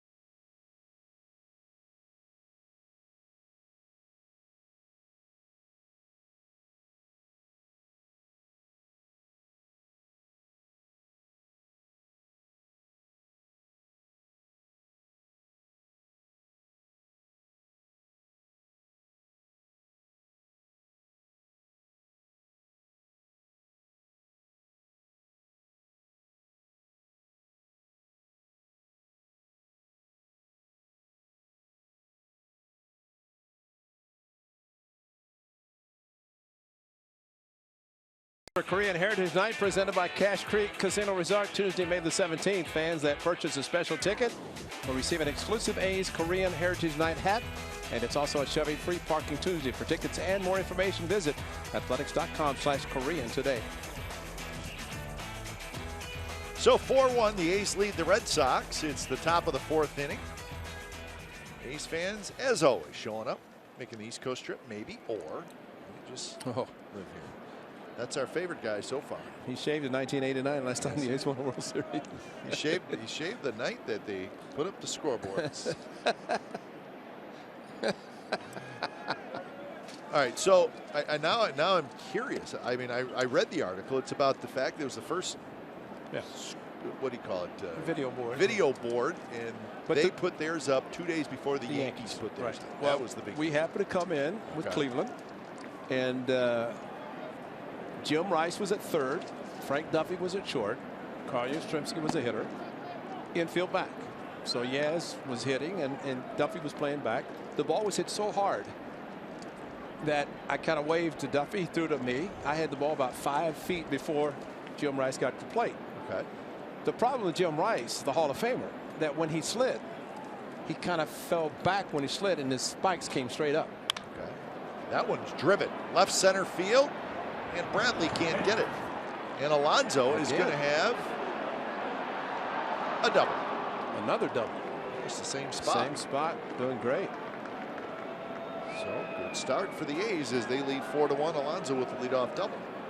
You know, Wade Boggs always said this park was perfect for him as a left-handed hitter. That ball tailing away, and Alonso, who hit a ball on the seats at the Coliseum for a walk-off on the Friday against the Astros, takes this ball away from him and goes to the opposite field. So the A's doing what they did in the first game in Baltimore, and that's using the opposite field a lot. Alonso, knowing he has to hustle, and he's doing it to get to second base with a leadoff double. Unfortunately, his hamstring's okay. But when Rice slid in, his spikes, as I caught the ball, I went down to tag him, and his spikes were about thigh high to me. Okay. And he hit my catcher's mitt and my finger, which was outside of the glove. He just ripped the glove off my hand and threw the batting glove and spiked me in my left hand. But what the writer, the article indicated was that the fans, they showed my cut finger and the fans cheered and all that. They didn't cheer. These are the greatest fans in the world at Fenway Park. They're not gonna cheer. I was walking up the tunnel because I was out of the game. They showed the play on time on their video board, and the fans went, oh, because they knew, they saw the spikes of Jim Rice up about my thigh, and they knew it was not a good play. But the Hall of Famer, number 14, he could hit, very strong, but he couldn't slide. And he used to go into second base, and maybe your brother can remember some stories going in, trying to turn it on a play. So he did not know how to slide? He didn't know how to slide. And, you know, we talk about the pop-up. His was a fall back and spikes up slide, which I've got like 8 stitches in my hand because of it. Broken bat, soft line drive into the glove of Shaw. So Fegley is retired. Well, according to the newspaper, and they have a picture of the video, it says April 13th, 1976, the home opener. That's right. So there you go. Heath Hembree starts to throw. Now that would have been our first road trip because we opened the season, I think, at home. And but it was a black and white. But the biggest part about the story was they were bragging rights because the Yankees said theirs was first. But actually, 2 days before, before they installed theirs here. The video board. Yeah. And black and white. Now they're all huge and in color, and so much information up there now. But no, these fans are very knowledgeable, and I give them a lot of credit because baseball has been here. There's your color video board in center field here. Huge. They even have to the left, talking about balls and strikes, and show the hitter at the plate, picture of him. To short. They're going to throw to third, and Alonso is out. That's a base running mistake. The ball's right in front of him, and it was just hit hard enough that Bogaerts, he sees that runner going right in front of him. So that's the second out, and it's made at third base. Well, watch the throw. He's charging and then kind of threw off balance. And, you know, they were checking to see if maybe the tag on Alonso was on the left leg. Was his right foot on the bag when he tagged him? Another look, and yeah, it looked like the little pop-up slide. The right foot was above the bag when he was tagged. So 2 outs now with Simeon at first, and here's Coco Crisp.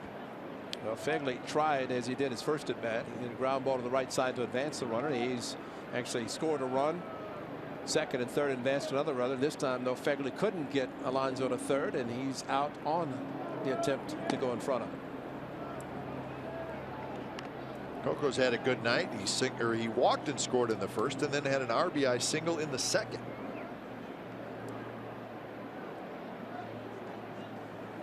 .68 pitches for Clay Buchholz. He's scored off him in each of the first 3 innings, trying to do it again here in the 4th.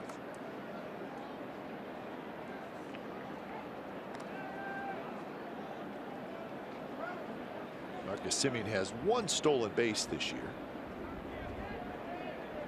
A's have 17 steals as a team. They're 7th in the league in total steals. A's are 10th in the league in runs scored.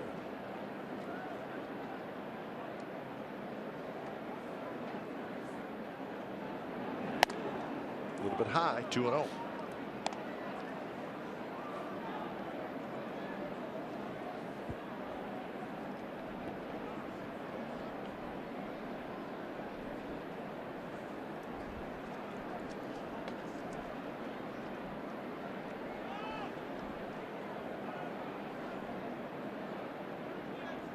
Infield slid a little bit toward second base, not a lot. Left side of the diamond is. And now 2-1.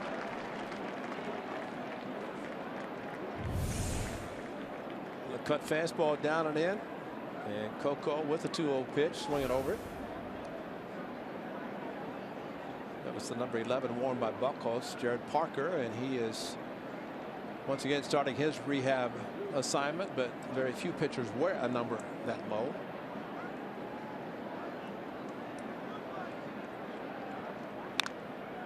Tapped foul off the side wall, and Buchholz has come back to even the count, 2-2. Bob Melvin indicated that Jared Parker had been in Arizona rehabbing, of course, the fracture left right elbow, but sounds like he's going to go to Nashville to rehab there because he's been in Arizona so long, trying to maybe get some other place and try to do it there. But we wish him the best, considering what he's been through, to try to get back to pitch at Major League level.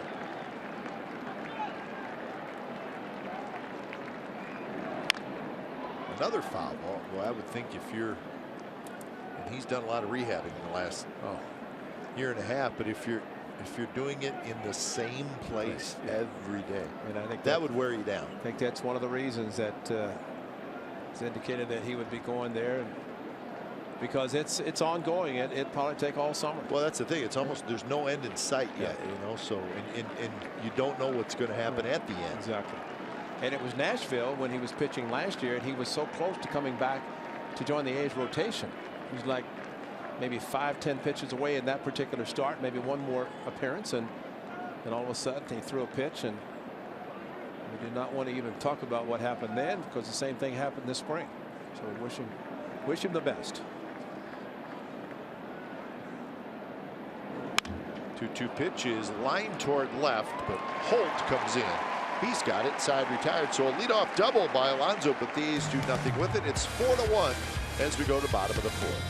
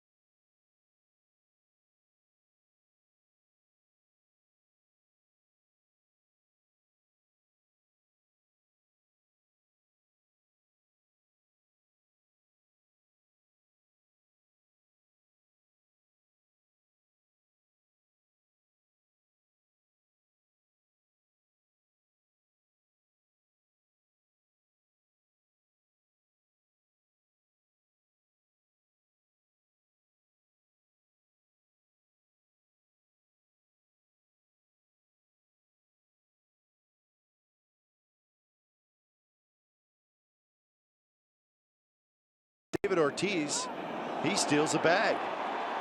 Joining Ted Williams, Cy Young, and Ricky Henderson as only 4 Red Sox players with a steal at the age of 40. At the age of 40.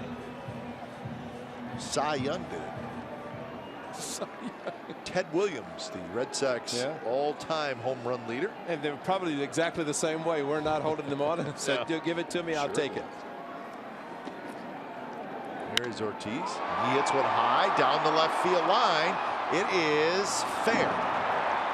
Rattles around in the corner, and Davis will get it in. And David Ortiz has a double. How many times has he done that? A double off the monster.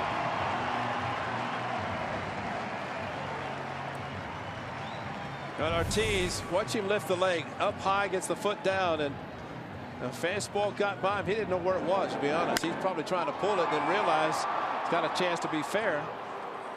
And the vendor behind there decided to stop to see what Poppy was going to do. Well, that's what happened. Hit the warning track, bounced up 310 down the left field line. Some say at about 292 if you really measure it out, but it says 310. How about the doubles number? 597 career doubles. He passes Luis Gonzalez for 15 on the all-time doubles list.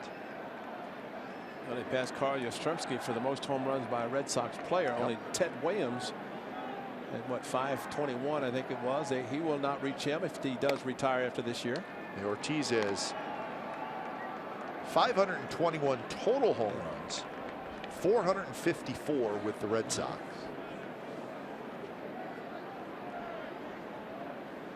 But as many times as David Ortiz hits a ball to left field with a double, they would still shift him to the right side. Because even with the shot we showed, it looked like he was trying to pull it, but it ended up going to left field. Well, we don't see him a lot, but he's been around a long time, and he strikes me as a guy who very seldom hits a ground ball to the left side. Exactly. He'll hit the ball That's right. in the air to the left side. We see that a lot. If he's going to hit a ground ball, he's going to pull it.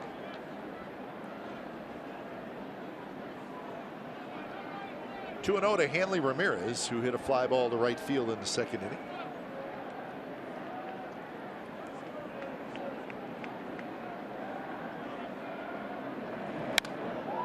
Big rip there. So David Ortiz says he's going to retire at the end of this year. So he will not catch Ted Williams. But what a great list to be on. Wow. Boy, there's some big names there. Yastrzemski, Rice, Evans, they all played together in those great teams in the 70s.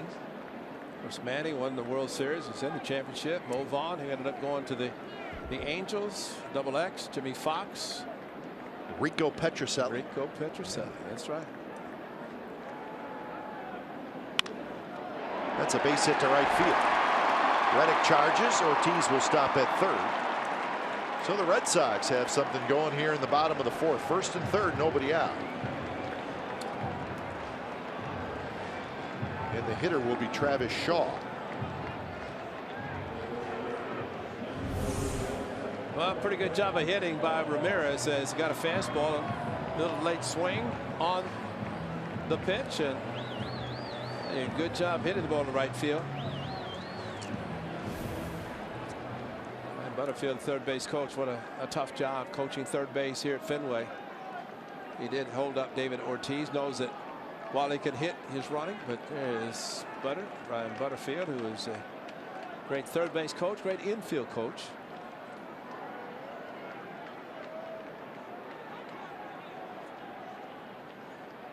So here's Shaw. First pitch is low. A little bit more about Travis Shaw. He's 25 years old. Actually, now he's 26. Turned 26 in April. He's from Washington Courthouse, Ohio. His dad was a major league player too, I think, wasn't he? Jeff Shaw, pitcher. Pretty good closer. Shallow center. Coco coming in, and he dives. He can't get it. Rolls past him. Reddick alertly backing up. He fires to second, and not in time. Run comes in to score. So it's 4-2. Second and third, nobody out. Well, it was a great effort, ill-advised for Coco, unless he's 100% sure to catch the ball. The ball was dying quickly, and he did not get to it. But what that did by him diving and missing it, it allowed Ramirez, who's running, to go to third base, and Shaw to get right behind him to second base. And a great play backing up, but just could not get it. But once you miss it in center field, if Reddick's not backing up, another run scored. It's going to be a triple for Shaw, but he almost got Shaw going to second. But that is nobody out, and runners at second and third. And it's a double. Yeah, and you could have had, really, you could have had runners at first and second.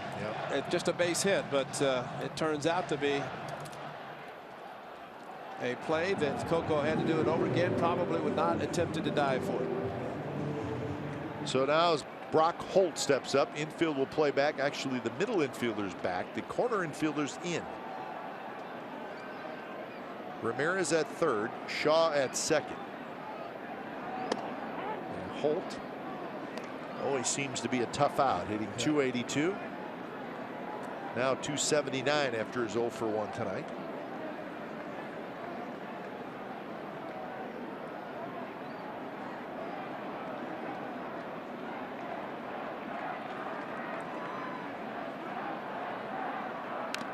Taps that one foul.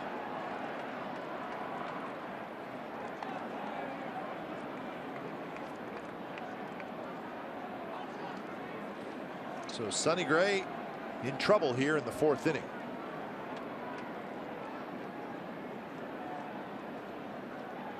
.54 pitches.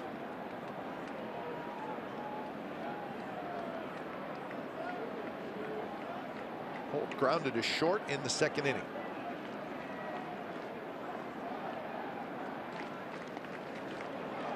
Holt, one of those guys who is an extra player for the Red Sox, but maybe an extra player, saying extra player, would be selling him short a little bit. Was blocked by Josh Reddick, and Sonny Gray, if his curveball is working like it's supposed to, that's a job for a catcher to get its work in.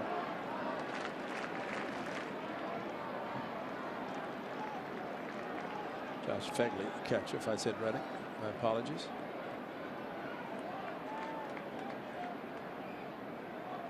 One-two pitch, swing and a miss. He struck him out. Big strikeout for Sonny Gray. Well, at least in this inning, Sonny Gray's keeping the ball down, and this last pitch was perfect, and he needed to strike out, and he got it with the cutter down and in. So Fegley blocking the ball to keep the runners at second and third, and then comes back with a good cut fastball to get the strikeout. And second and third, nobody out. That's a huge out.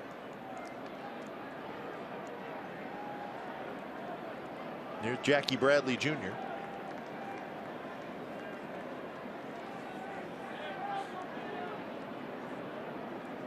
Bradley grounded out to the pitcher, and he shoots this one up the middle. That's a base hit. Ramirez scores. Here comes Shaw. Throw is through. It was not cut off. Both runs score, and we are tied at 4. So Jackie Bradley comes through with a 2-run single. Well, just talking about Sonny Gray getting the ball down. What does he do? The first pitch to Bradley, leaves it up with a breaking ball, and it is right there to hit it sharply to center field. Shaw read it perfectly. Brian Butterfield sending him all the way and scoring easily to tie it. So just the inconsistency of the pitches by Sonny Gray, it's been very costly. He's really not pounding the lower part of that strike zone, which he usually does. Here's Christian Vasquez.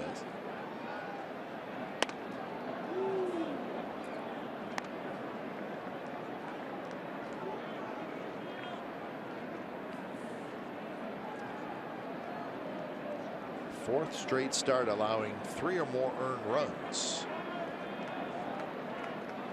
We've probably never said that about him. Never said he had an almost 5 ERA either.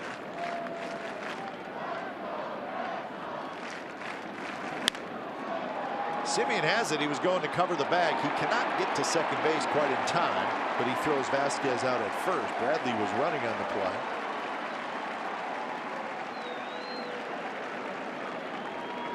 Looked like Marcus Semien tried to hold his ground as long as possible and going over, but and maybe a conversation between Jet Lowry and Semien as to who was going to be covering.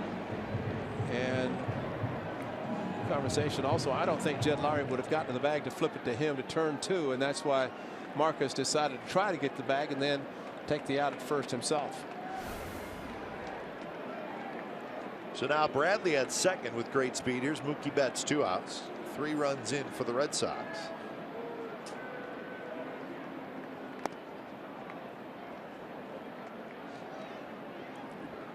Anyway, we spent a lot of time talking about Ortiz and Pedroia and their big reasons why the Red Sox are pretty good all year long, but they have a host of really good young players. Yes, they do.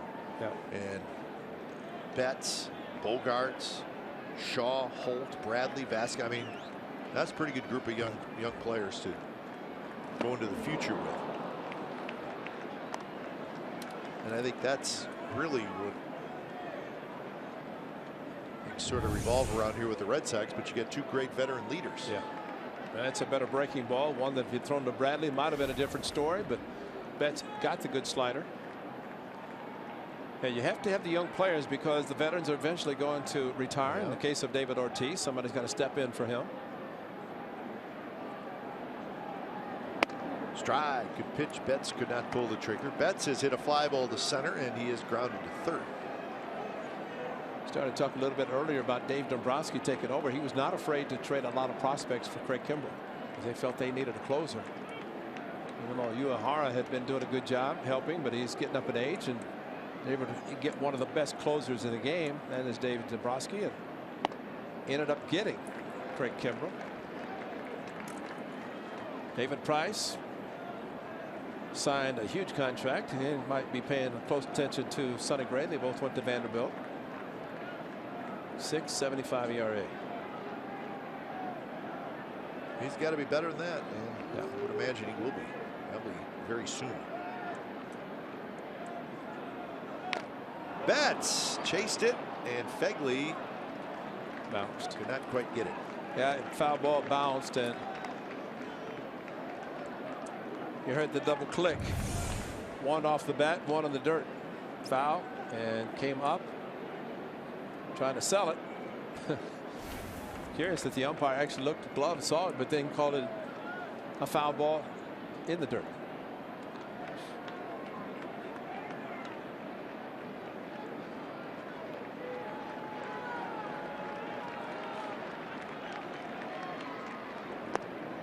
Breaking ball. This time Betts does not go after it. Full count.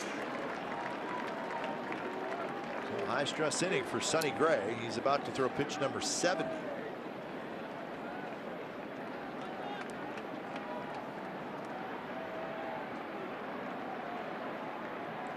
.24 pitches in this inning.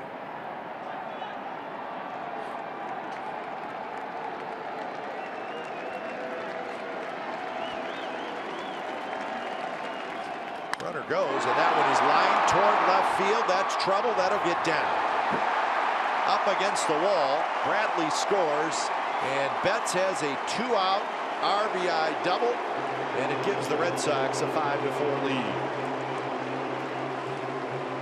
Another hanging breaking ball.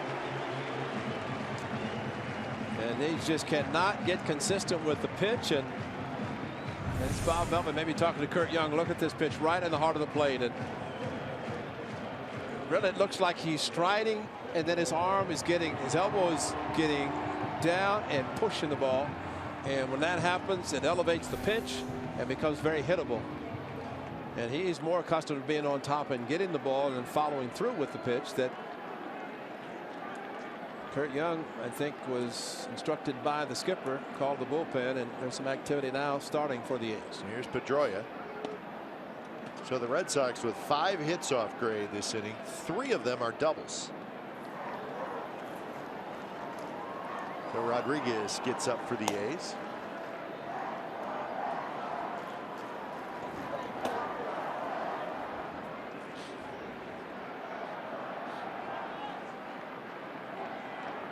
Pedroia has grounded out twice, once to first, once to short, and that one hit up the middle, and that's a base hit. Here comes Betts. He'll score easily with his great speed. 6-4 Red Sox. See where the pitch was? Yep.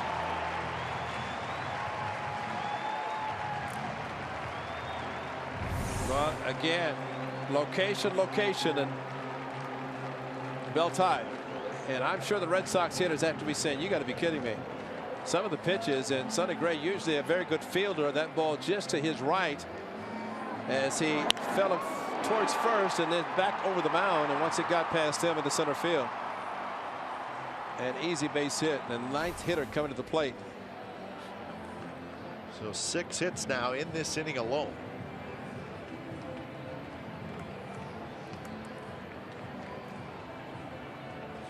And there's a frustrated man, the manager, Bob Melvin, because his ace is on the mound. He gets a 4-1 lead. And now very quickly in this inning, he sees they're trailing by 2. And now Bogart steps in.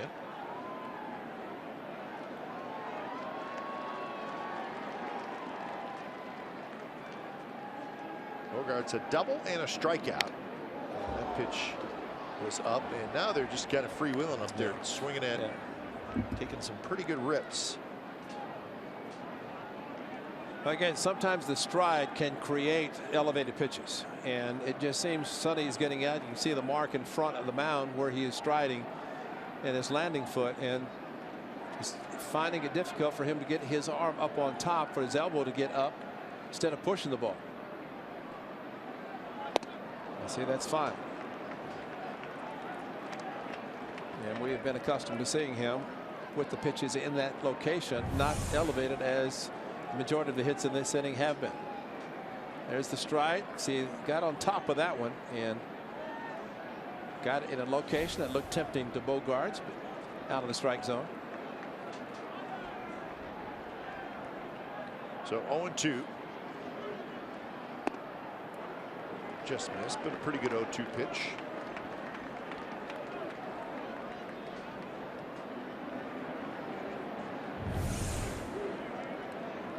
Front foot, strides, but he's forced himself that time to get on top. So the 3 pitches to Bogarts all have been down where he wants them. So pitch number 27 in this inning coming up, and it's down and away, 2-2.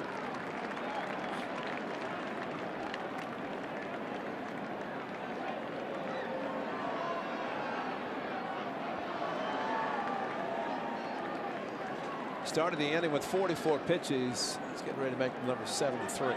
So I think Mark Kotze just asked him how many, and Kurt Sanders said 29 coming up. Fegley sets up inside, and the ball's ripped foul. Well, Ray, in the last 15 games, the starters have struggled. Yeah. ERA is over 7, and just as important, they've averaged 5 innings per start in those 15. Yeah. And that's a big concern, because no matter how good your bullpen is, you can have 7 great relievers down there, but if you have to use them too much, they're not going to continue to be great relievers. And they ended up using Fegley yesterday, which, you know, became kind of comical in a sense. But, you know, Exford and Metzen have not been used, and Doolittle just 3 pitches on Saturday. But you might get to the point where you have to use them in a game like this, where you might not want to use them. 2-2 pitch, shoots past Fegley, so Pedroia goes to second.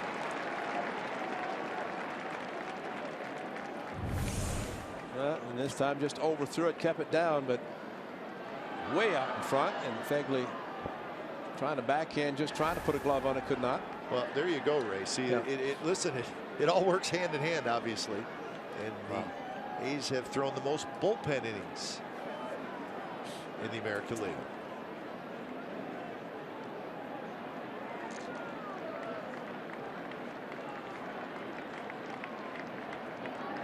Three-two pitch. Wow.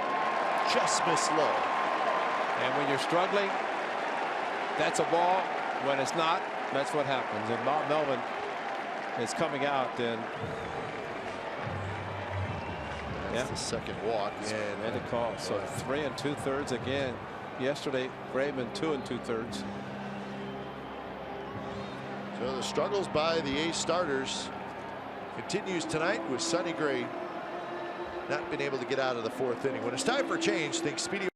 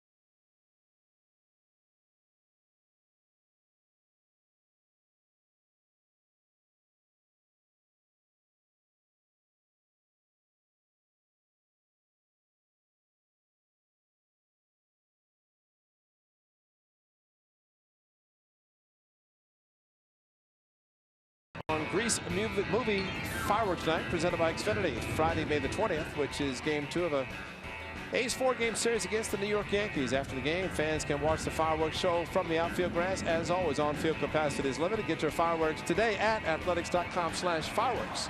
Do you know it's Glenn's birthday on fireworks, and they're having a special fireworks night for my partner as he celebrates his birthday.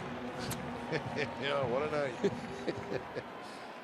Sonny would like to have a better night. Yeah, ugly days for Sonny Gray right now. You said it best, Ray, and you would know. It's a humbling game.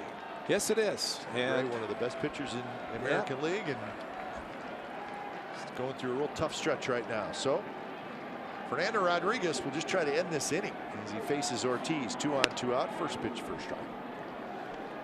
After your point, and as Fernando comes in, and this is just the 4th inning, which means a 5 spot on the board. He's trying to keep it where it is with a couple of runners on base as he makes his 14th appearance. He's been outstanding as he did it in Baltimore. The 1 inning striking out the side. And that one's hit well to left field. Davis back, and that'll bang off the green monster. 1 run scores. Bogarts will go to third. He'll stop there, and it's 7-4. Ortiz again goes off the green monster. Well, unfortunately, Chris Davis played it well. Otherwise, it'd have been 2-run scoring. But a fastball down and away, and while it looked like a pretty good pitch for a power hitter in Ortiz, it was a bullet. See how hard he's running out of the box. Ideally, if Simeon comes up with the ball when it's thrown in by Chris Davis, he'd thrown to second, he might have had a chance to get him. Ortiz, that is, because it was hit so hard and he does not run that fast. But second double in this inning.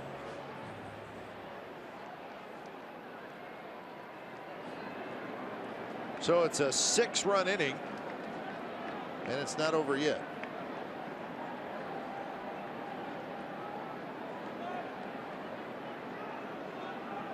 Hanley Ramirez steps in.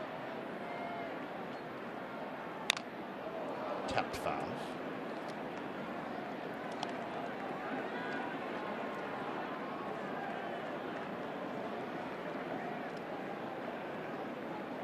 Ramirez singled earlier in this inning. Ortiz led off the inning with a double. The big 6-run 4th inning.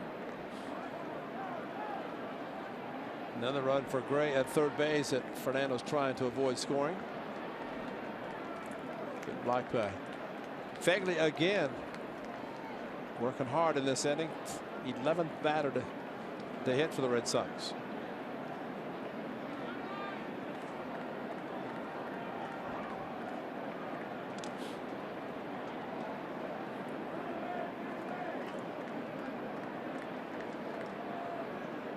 Slightly open stance.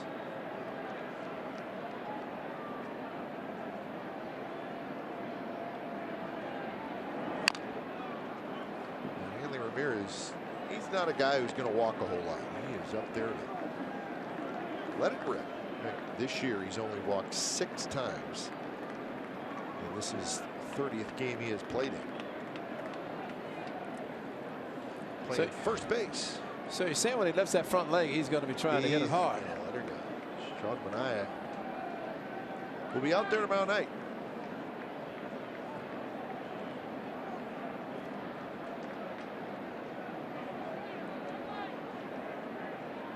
Fegley wants it up. Spins Ramirez back. Ramirez got hit in the hand last night in New York. And playing tonight, but this had to be a little scary for he and the Red Sox fans. Got him on the left hand last night, stayed in the game. Stole second, went to third on a overthrow to second.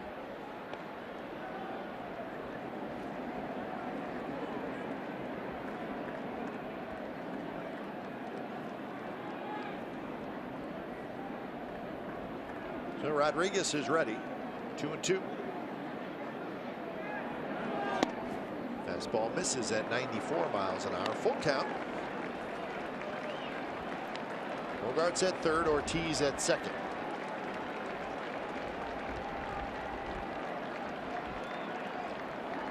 Seven hits in the inning, 4 doubles.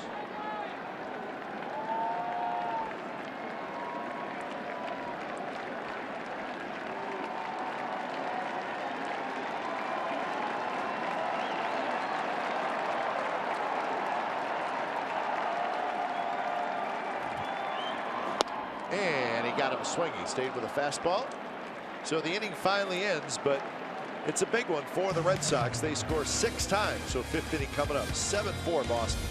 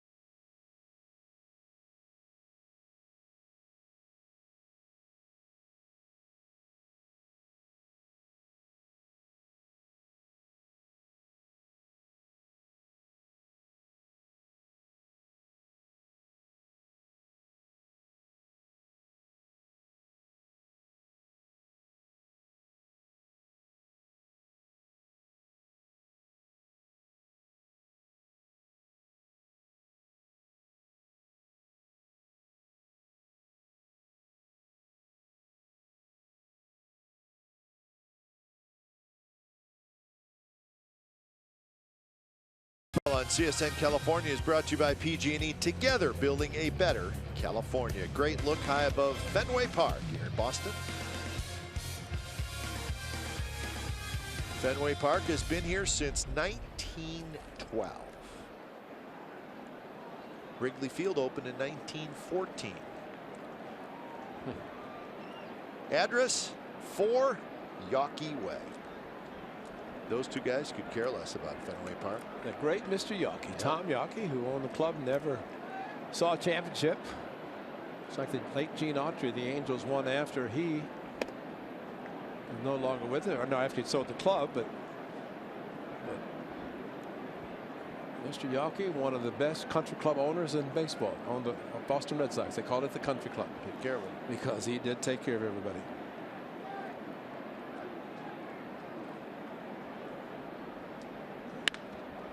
On the ground, Pedroia. Good range to his left, throws out Lowry.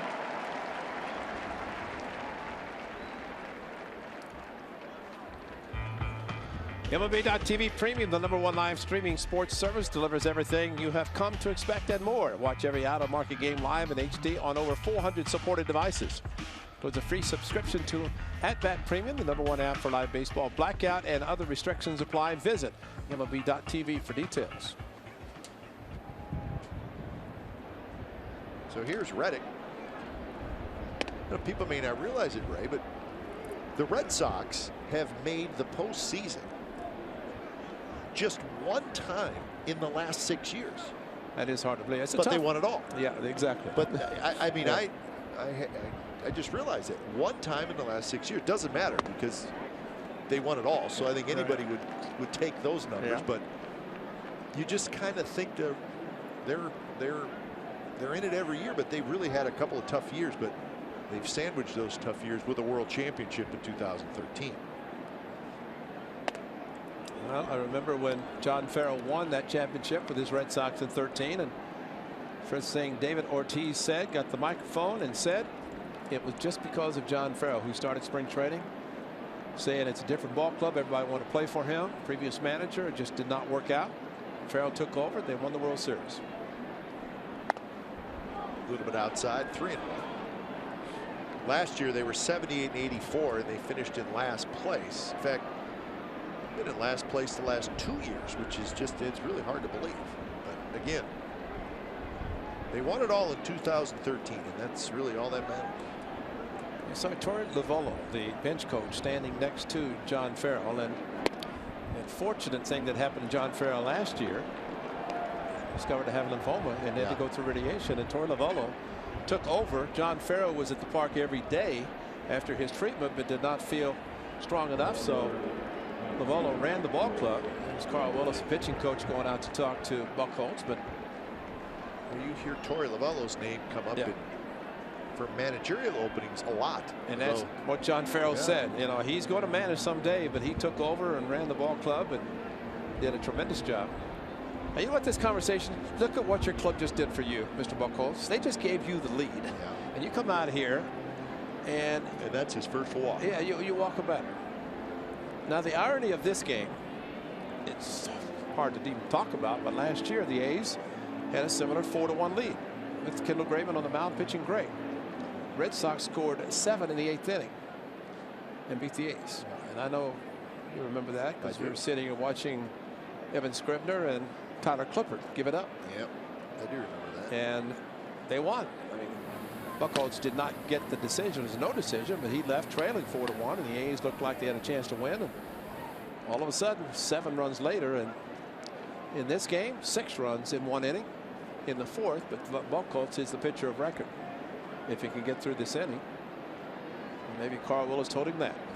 you may not get through this inning if you don't pitch better, especially after your offense just gave you some runs. Chris Davis skies one foul just up over our heads. Getting windy out. Windy, and it's really cooling off. Up here it's getting real windy up where we are. High above Fenway Park.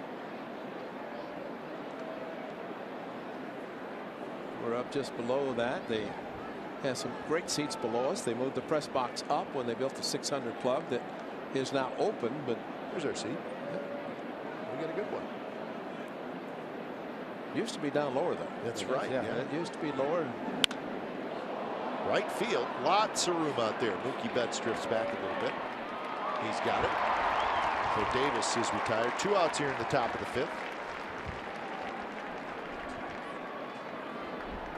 Think of Carl Willis when he was with the great Tom Kelly managing the Minnesota Twins, and Tom Kelly's philosophy was simply, and had to have been passed on to Carl Willis a little bit, pitch for the Twins, but basically Tom Kelly would say to the pitcher, your offense is not going to score you runs all the time. Not always. And if we give you the lead and you give it away, he said, I'm not going to leave you in there, you know, because I'm not going to let you go out and blow the lead again. And you know, that's for Buck Holtz to get a reprieve after being down 4-1, and now he's got a 7-4 lead thanks to a 6-run inning. It'll be interesting what the Red Sox do. There's a club option on Clay Buchholz for next year, and it's for a lot of money. So they'll have a decision. He's a quality pitcher, but he has trouble staying healthy. Yeah. He's never thrown 200 innings in a season in his career. And I looked at his disabled list, and he's been on the disabled list 08, 2010, 11, 12, 13, 14, and 15. Each year except for 2009. That's incredible. But it's also, Ray, it's kind of strange. It's not arm injuries. Yeah. It's just like, you know, kind of strange stuff. You know, if a guy has an arm injury every year, it's a little bit different. You worry about his arm.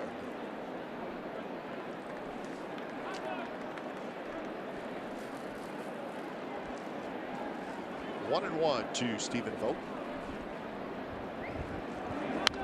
These are the injuries that have put Buchholz on the disables. Right middle finger, left hamstring, lower back, stomach illness, neck strain, hyperextended left knee, and then last year it was his right elbow. So really, one elbow injury, and that was last year. Yeah. Missed the last couple months of the season. 1-2 to vote. Just missed inside. But you just read something about Steven Strasburg. Yeah, Steven Strasburg is a happy man. Steven Strasburg was going to be a free agent at the end of this year. Not anymore. The Washington Nationals just signed Strasburg to a 7-year, $175 million contract extension. So he and Max Scherzer will stay together. Not a bad 1-2 punch. Strasburg's having a great year. 2-2 pitch, fastball, and Vogt strikes out. Side retired. Reddick stranded after the walk. Bottom of the 5th coming up. It's the Red Sox 7 and the A's 4.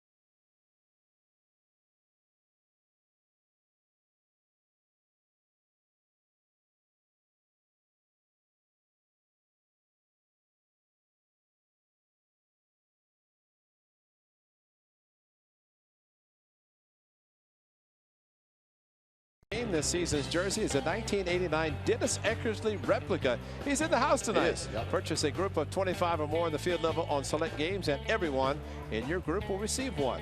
You can book your group Jersey Day outing by calling 510-638-GO-A's or by visiting athletics.com/jersey. Now, when Eck comes out for his appearance up in a suite and he waves, we'll have a shot of him and superimpose an Eck jersey on him. That's a good idea. And then we'll know exactly what the fans will be getting. So it's good to see Eck. Oh, he's a good man. Had a hip replacement. He said it's Did he all really? good. Yeah. He said it's all good. One of the best in-shape pitchers I've ever seen, especially as a closer. He would run on a treadmill faster than we could run. No, I mean, it scared me to death. You know, here's a guy who's one of the greatest closers in the game, and he's just sprinting on a treadmill. You know? Don't fall. Yeah. I wanted to be there to try to catch him if he did. So now, was Eck in that famous corner of the Cleveland Indians clubhouse where you guys had that corner? Was he close? Or? Yeah, we had him over there. Yeah, he's one of the guys. I remember that corner, Ray. Yeah. There was a big storage area right in the middle where bats were back there. Yeah. The fabulous corner. Masai Bainak is a clubby. Masai's the only one that moved to the new Jacobs Field and said, I can't stay on the home side. It's too big. It's too big. I can't get around this fast and cover all the areas. So he moved over to the visiting side.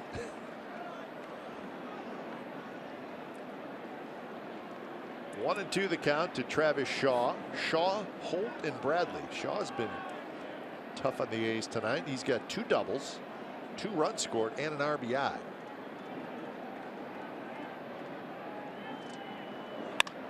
He's got another hit. Well, he just waited on a breaking ball that was up, out over the plate.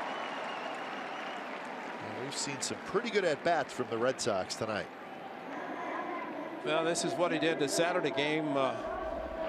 That the A's did not have a strikeout in the first 6 innings, yet Fernando came in and just fastball, and another high fastball against Trumbo. Triggs came in, struck out the side in the 8th inning, so 6 consecutive strikeouts between Fernando and Triggs, who may be coming back up another appearance. Who knows? He had to go back after the game on Saturday, the second game. He was a 26th player, but he was up in Detroit, so his 10 days might be up.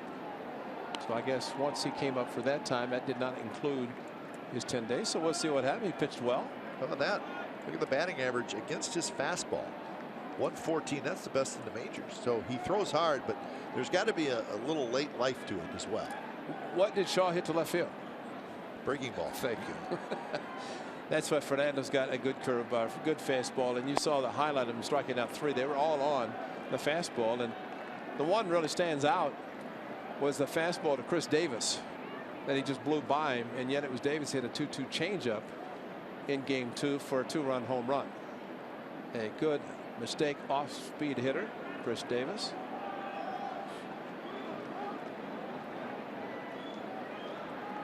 Holt tonight has grounded out, and he has struck out. 10 hits now for the Red Sox. In fact, every Red Sox has a hit tonight except Holt. And the catcher, Vasquez, does not have a hit, but he walked in the 3rd inning.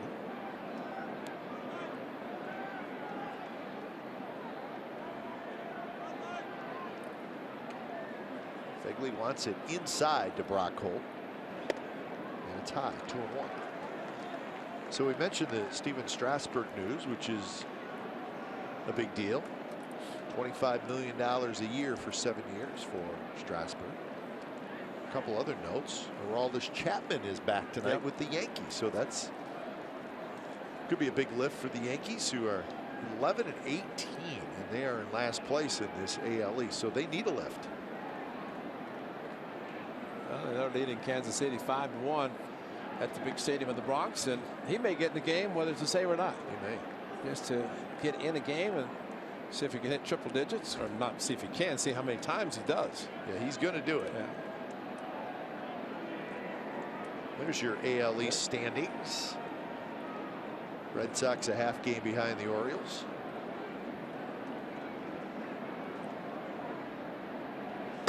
And Holt holds up.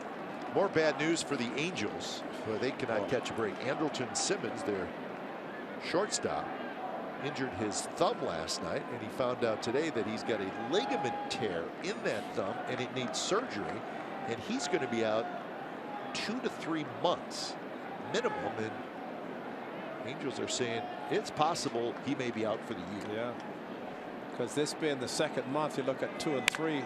Drive to right and hit well. Reddick back near the wall, leaps, can't get it, and it's gone. 2-run homer, 9-4 Red Sox.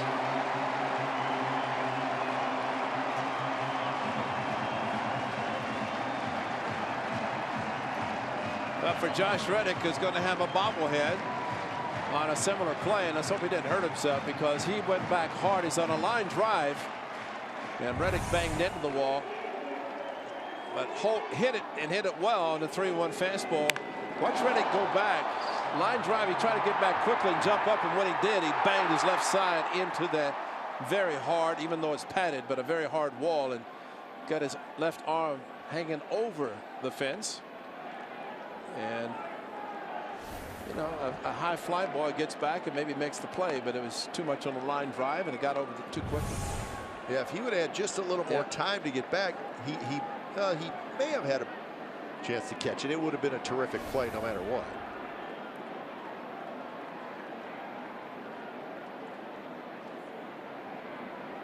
And there's a lot of padding on those walls, but also at some point you're going to get some concrete. Well, and you go through the padding, and right on top you can see it, but you know that nice pad is laying on a concrete wall, and the padding in front behind the advertisement is also concrete. Another hit. Jackie Bradley shoots one into left field. So we are seeing the Red Sox offense in high gear tonight.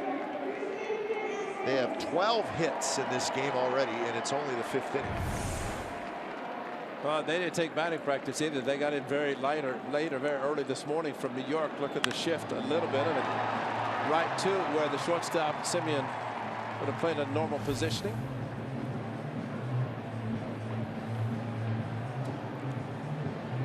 So getting back to Andrelton Simmons, right? Boy, they can't catch a break in Anaheim. So that's a, you know, they traded for him. That's right. And they gave up young pitching prospects, and as it turns out, they're short pitching now as well because of all the injuries there. Well, Garrett Richards out with Tommy John surgery. C.J. Wilson, Heaney, and he Skaggs. He was supposed to come back, but now he's slowed down a little bit. Tyler Skaggs. I mean, that's 4 pretty good pitchers right there. And Jared Weaver, the veteran, is making it happen. He had a neck injury earlier, so a lot of injuries to the Angels.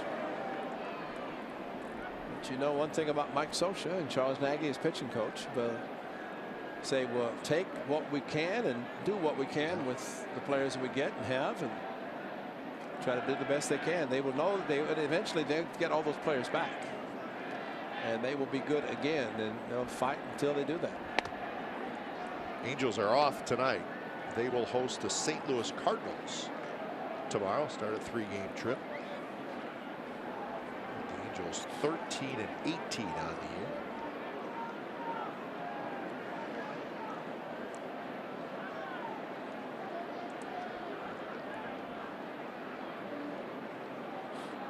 One and 1 the count to Christian Vasquez. Now 1-2. Well, the one pitch really helped Fernando was that pitch there, the cut fastball that he threw in Baltimore. The first fastball was high through the cutter, and then got his fastball down where it was supposed to be and started blowing hitters away.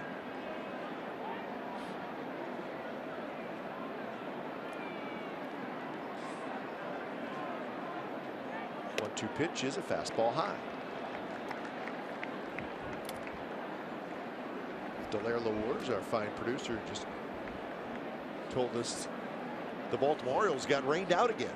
They are in Minnesota to start a series, so they can't catch a break weather-wise either. Luckily, we were able to get our doubleheader in after being rained out on Friday.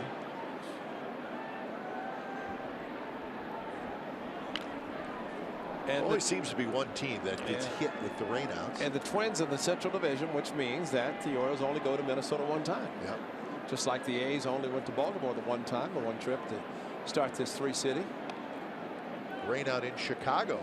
The Padres and the Cubs at Wrigley. I did see today where there's bad weather kind of going right through that Midwest tornadoes. That the Southwest moving its way up. So rain out at Wrigley. Maybe the only way to slow down the Cubs right now. Full count. Single homer single here in the 5th inning. Still nobody out. A's trailing 9-4. Of course, had a 3-0, then a 4-1 lead. And really, although yesterday the Orioles had 6 home runs, and that was a home run park. Rock Holt made it a 9-run game, or at least 9 runs for the Red Sox. But it's kind of a different park. I just don't want to see. I don't think we want to see another position player pitch. No. If the bullpen, I'd say the guys who haven't pitched.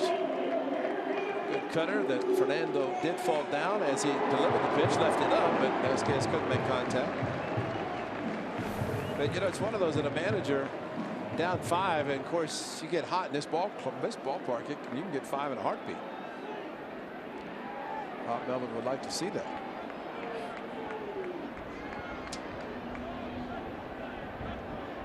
So 1 away, and now we hit the top of the order, Mookie Betts.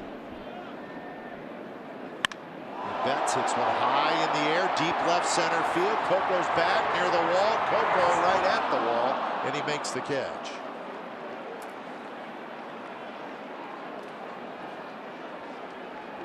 So that one stayed in the ballpark. 2 outs. Well, you can hear the fans. They think when the ball goes up, the Great Monster has a chance, and the wind took it a little bit.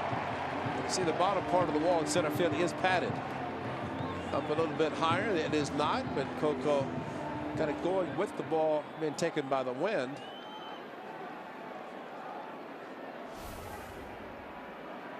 Two away. Here's Pedroia.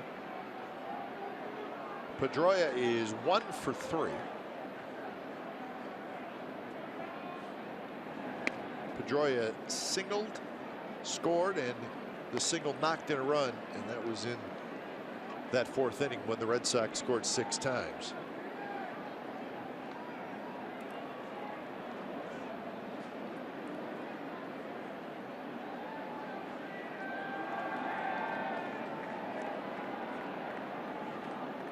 Jackie Bradley a little lean at first, but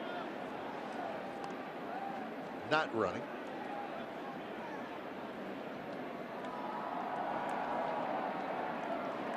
Red Sox got very good team speed.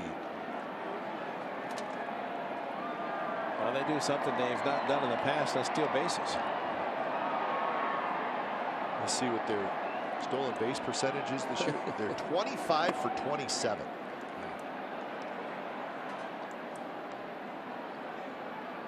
92%.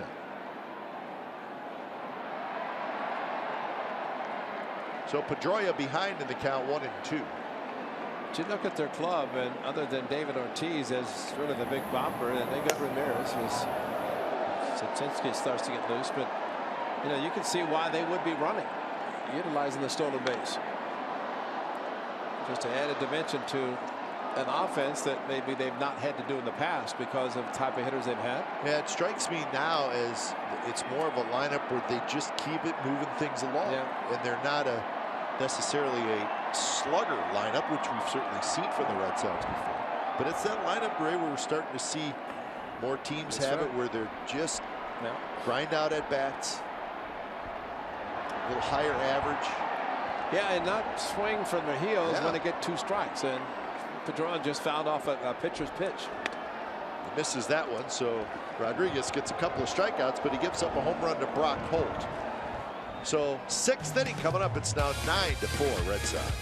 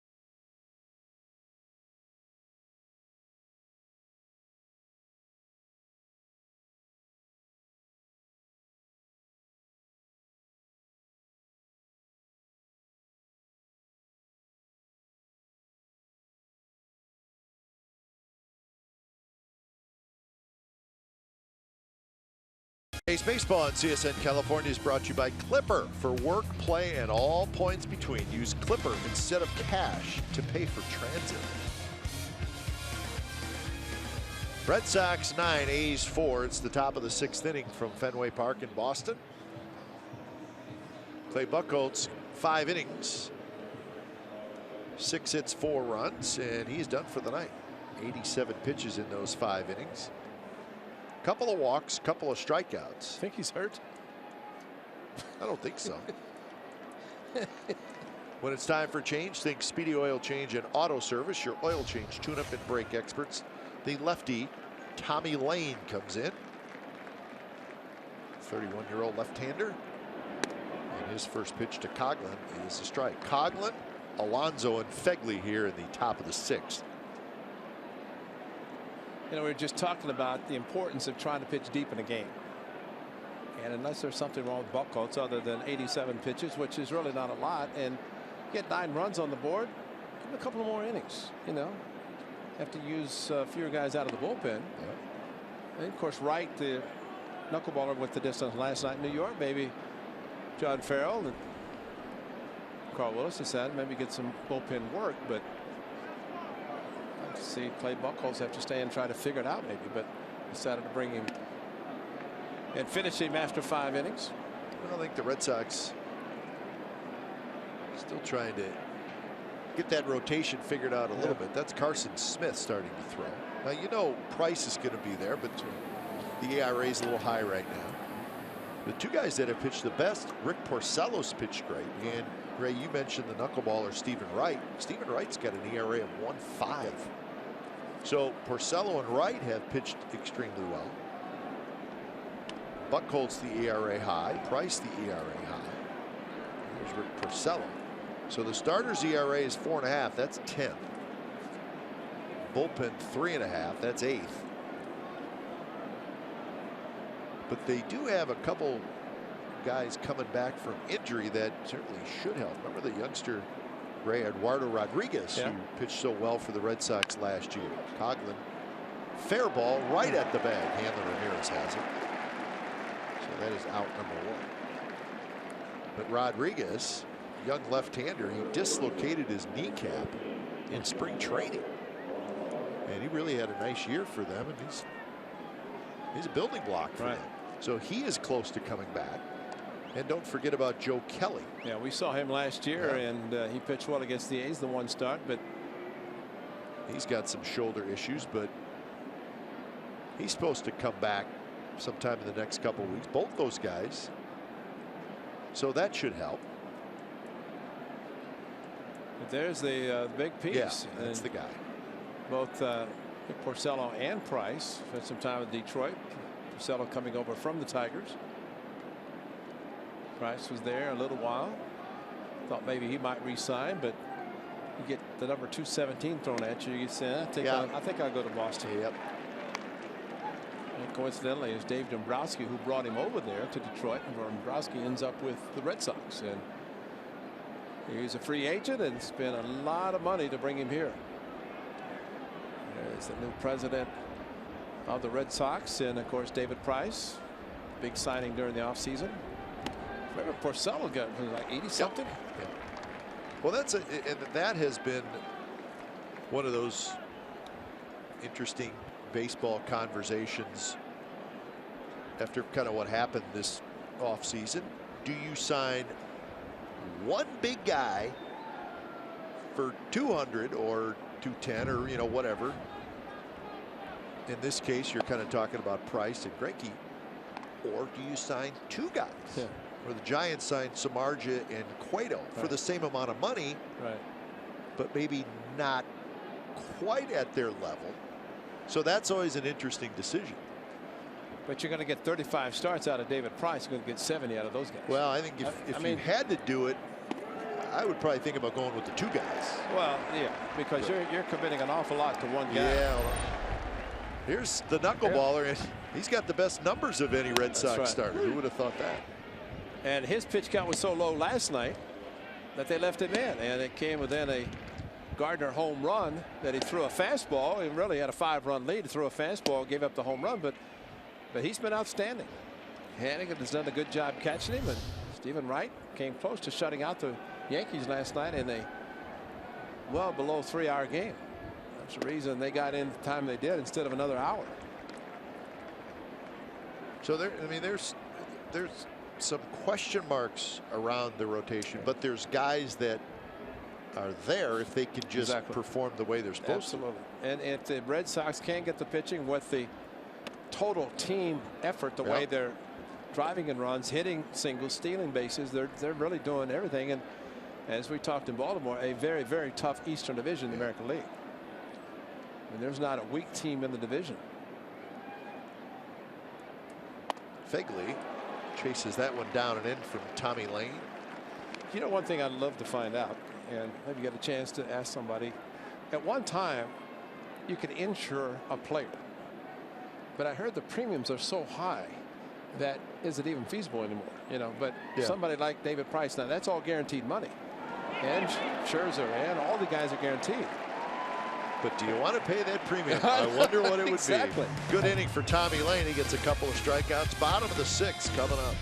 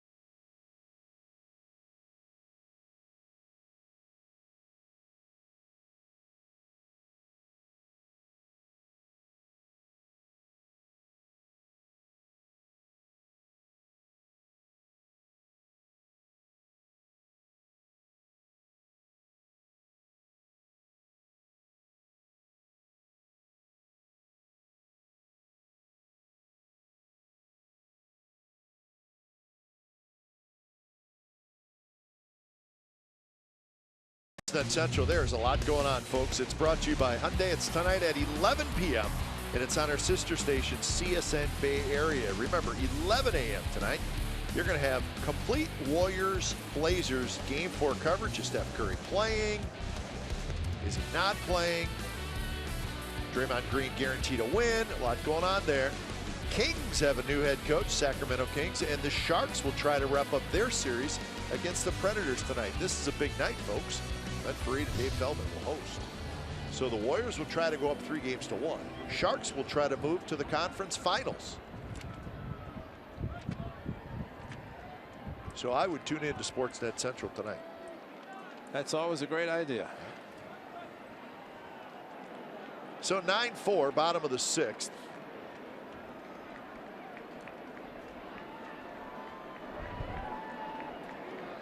It'll be Bogarts, Ortiz, and Ramirez, and they're facing a new pitcher, and it's Axford, and he just got hit.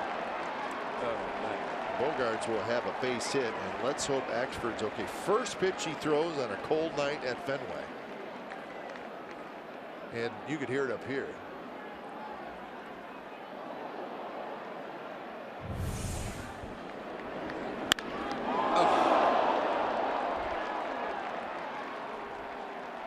When he turns, left foot ankle.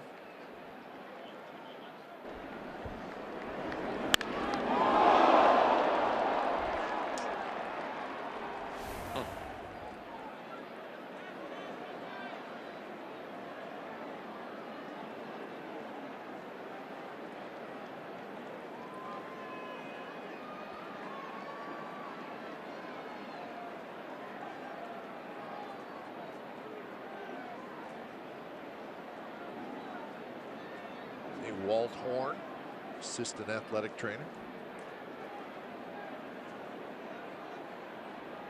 And Elkin starts to move around a little bit just in case.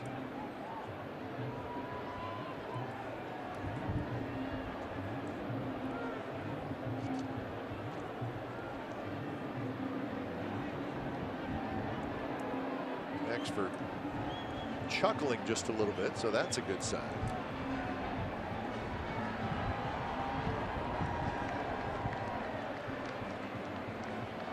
They're going to let him throw a few to make sure he's okay.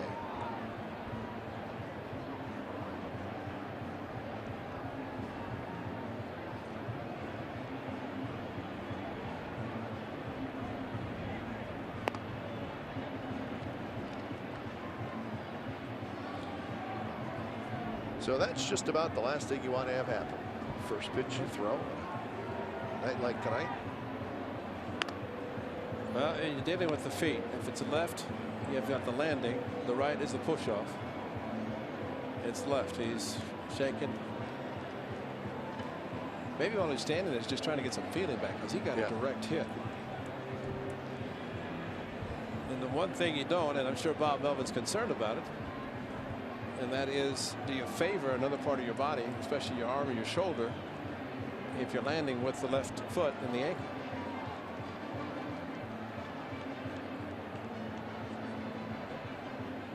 So Axford says he's okay, and again, you may be right, Ray. Just give me a little time. So when it's time for change, think Speedy Oil Change and Auto Service, your oil change, tune-up, and brake experts. Good season so far for Axford, his first. After signing the 2-year deal with the A's, 2-1 with a 1.29 ERA. So Ortiz steps in. David Ortiz is 2 for 3, 2 doubles, a run scored, and an RBI. And he rips one toward Coco. Coco hustling back, and he caught it. Fires it back in quickly in a very nice play by Coco Crisp.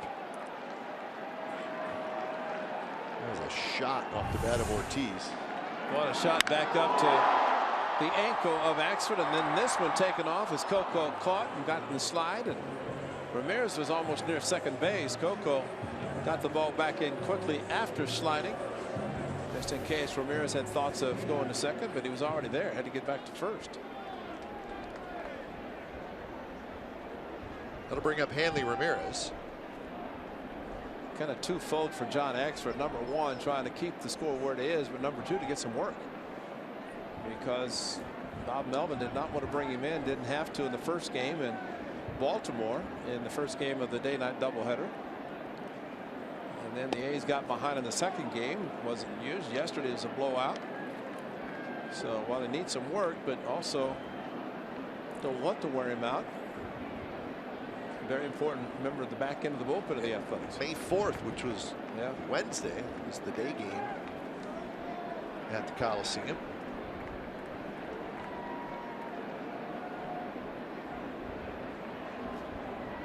Ramirez singled and scored in that big 4th inning for the Red Sox. He has also struck out and hit a fly ball to right field.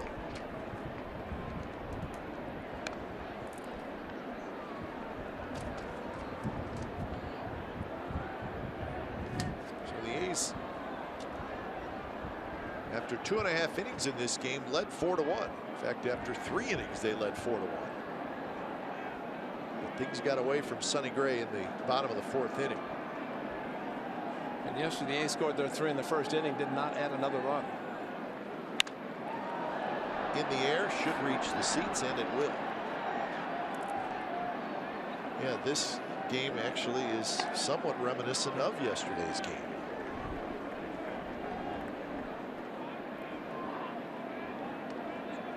Bogarts at first hit a rocket off of the left ankle, and then David Ortiz with Bogarts at first. A shot to right center. Back-to-back fastballs hit very hard. And now Ramirez, of course, will always swing hard.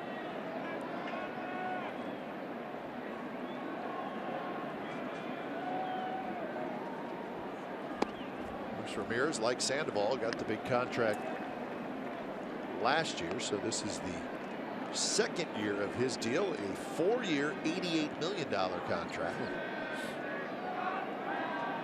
So they backed up the cash truck for Sandoval and Ramirez. Ramirez playing first base now. That one just missed, and it's a walk. 2 on, 1 out.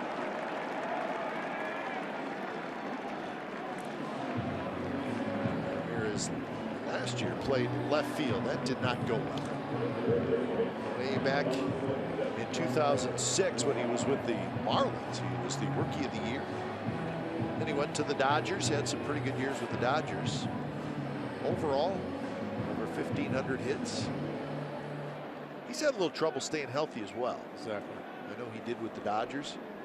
Shortstop, third base, left field was not good, but actually Red Sox people will tell you he's done a decent job at first base. That's probably where he may play the rest of his career. Yeah.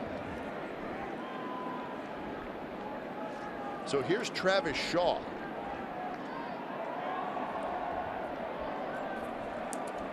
He's had the best night of all the Red Sox hitters. Nice block by Fegner. Shaw is 2 doubles, a single, 3 runs scored, and an RBI. So our first look at Travis Shaw, and we've been impressed. 313 the average.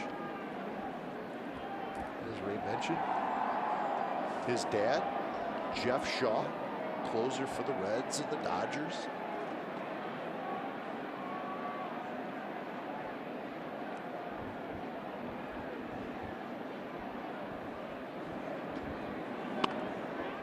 His stance, as I just looked at it, reminds me of Brian McCann. That's right. So that means he'll be a free agent signed with the Yankees. That short porch in right field.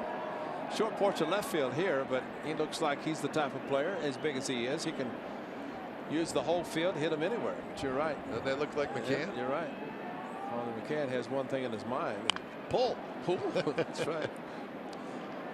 You know, Kai, this is the first time we're seeing the Red Sox, and I just remembered when we had a shot of Ramirez at first base.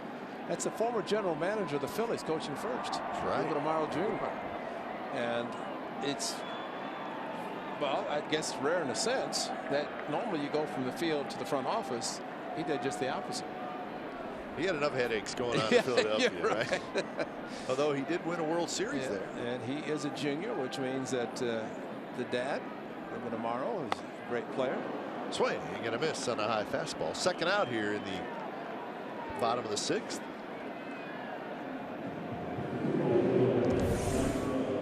Not a good pitch from John Axford, and ball just kept running away and up. And that time it looked like Shaw wanted to pull like Brian McCann. Instead, pitch was away and got by. You know what, Ray? Hitting fungos probably never looked so good to Ruben Amaro. That's right. First base coaching and hitting fungos versus getting on the phone all the time in Philadelphia. Yeah, and we just saw Dave Dombrowski. You know, that says it all with that look. Very interested in a high stress market. Well, Brock Holt got a 3-1 fastball from Fernando, and at about a 95, he just laid the bat on it, and Josh Reddick had his left arm go over the wall. Third home run of the year for Holt. He's not a big guy. Gives you pretty good at bat. He is also grounded out and struck out. White Sox and the Rangers are playing in Texas. It's 2-1 Chicago in the 6th inning. Big series, good series between two very good teams, especially the White Sox off to a great start. The Rangers coming off their sweep of the Tigers. Lewis and Gonzalez. Colby Lewis for the Rangers. Gonzalez for the White Sox. Breaking ball down and in. Rays and the Mariners will play tonight in Seattle. Matt Moore for the Rays and Felix Hernandez for the Mariners. Mariners back home after a successful road trip. They went 5-2 on their 7-game trip. Hey, there's the Carlton Fisk camera. That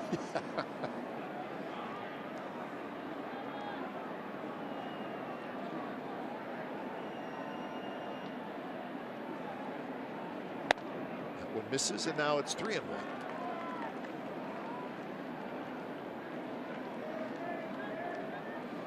That's got to be combat duty out there to run that camera. You know, the outside scoreboard operator. Because you get back behind the green monster. Those things back there moving around. Whew. You hear it, but you don't see it.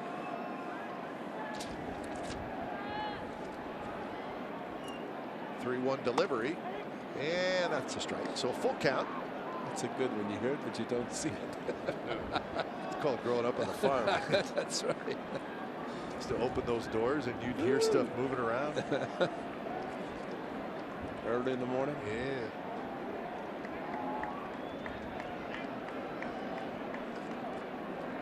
Bogart's at second, Ramirez at first. They are ready to go with the pitch. And here it is. No, it's not.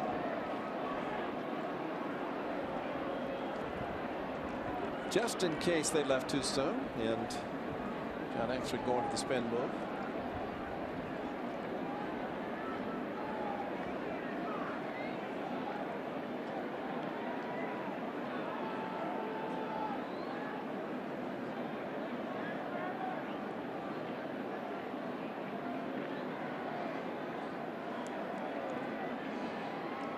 Runners are off, and the pitch is low, and the bases are loaded.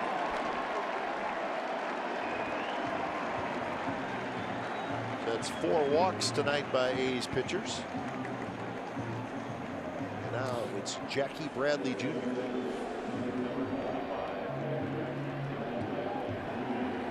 Well, Melvin cannot like what he sees. Well, Bob Melvin, of course, no manager likes to lose, but we have been around Bob Melvin to know that that is something that just bothers him. Really bothers him. A's have lost 6 out of 7, and they have lost 11 out of 15. And while they finished the month of April 13-12 and above 500, Bob Melvin still wasn't pleased. He just didn't like what he was seeing. Yeah, he didn't exactly. think the A's were playing well. And granted, you'd like to have a 500 or plus 500 record, but there were games that probably looked at should have won, didn't win, and you have opportunities against teams that you're trying now to chase, and it becomes a chase match because you're facing teams and your record is such that when you start losing, you start falling farther behind. And I think to your point over the weekend that you don't want to see that sub 500 record start to increase and add on to the point where you're constantly trying to get back to 500. Yeah, and that doesn't mean that you can't get back to 500. It just means you exert a lot of energy getting back. Exactly. You use a lot of wins to get back to 500. 0-2 pitch, jam shot off the facing of the A's dugout. See that new netting, huh, yes, right? that is good, and that's something that the Red Sox were first to install. It's a netting that extends behind home plate down to both dugouts, and while it's not as high as the one behind home plate, it does protect those fans who are down low. And the unfortunate incident that happened last year when the A's were in town kind of led to that. And very good. You see some clubs are doing different types, but I tell you, if I'm a fan down in those low seats and I have that protection, I'm extremely happy. Well, here at Fenway, and we've talked about this before, but the dugouts are further down the line than in any other ballpark. The dugouts are straight across from the first base and the third base. Right. So there's a lot of room there. You see all the seats between kind of where it angles there and then all the way down to the dugout. That's much more. It's a long walk back to the dugout. Oh, it's horrible. Yeah. So that is where that fence, the screen is all new. And that one is drilled to right, down the line. Reddick is going to watch it sail right into the first row, and that's a grand slam. It just snuck over that short wall down the right field line, and it's 13-4.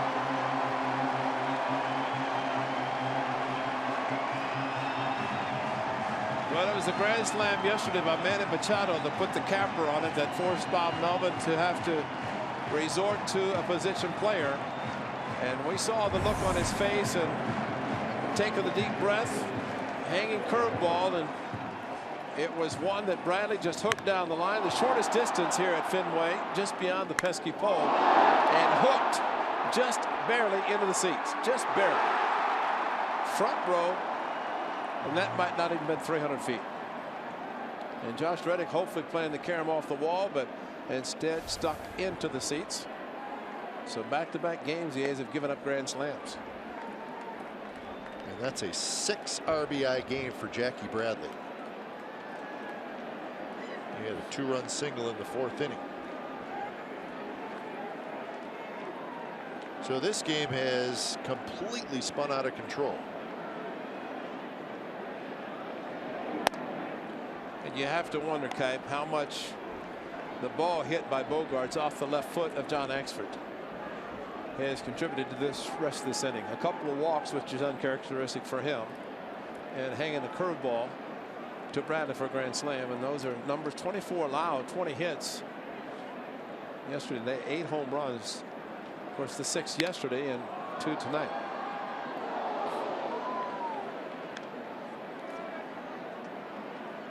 Some crooked numbers there. Yeah. And the zeros above those crooked numbers indicating the A's have done nothing since the first 3 innings.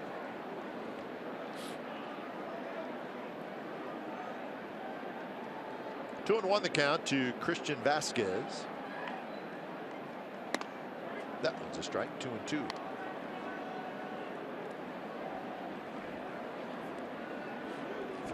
And probably not a normal spot that John Axford would be pitching. Exactly. 6th inning of a game you're losing 9-4, but he hasn't pitched in 5 days. And we're not making excuses for John Axford, but that's the reality of it. And it's a grand slam home run by Jackie Bradley. So 6 innings in the books. All Red Sox tonight. 13-4 they lead the A's.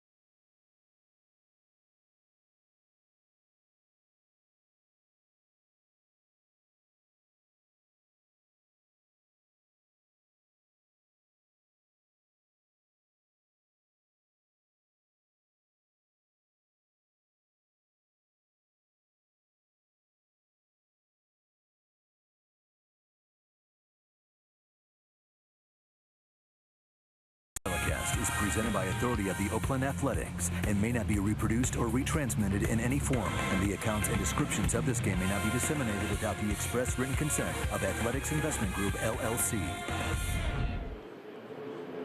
Fans, what's better than taking your family to the ballpark on a Friday night? With the Friday Family Pack, you get 4 Plaza level tickets, 4 Coliseum hot dogs, 4 medium sodas, 4 bags of peanuts, and it's all just for $60 at every Friday home game. Buy now at athletics.com/family pack, subject to availability. So you get out on your birthday on a Friday, you get some peanuts and is that what I'm getting? I get that too? Yeah, $60. I'd buy that for you. I can't wait. Got some changes, partner. I know. I'm trying to get them in. When it's time for change, think Speedy Oil Change and Auto Service, your oil change tune-up and brake experts. Top of the 7th.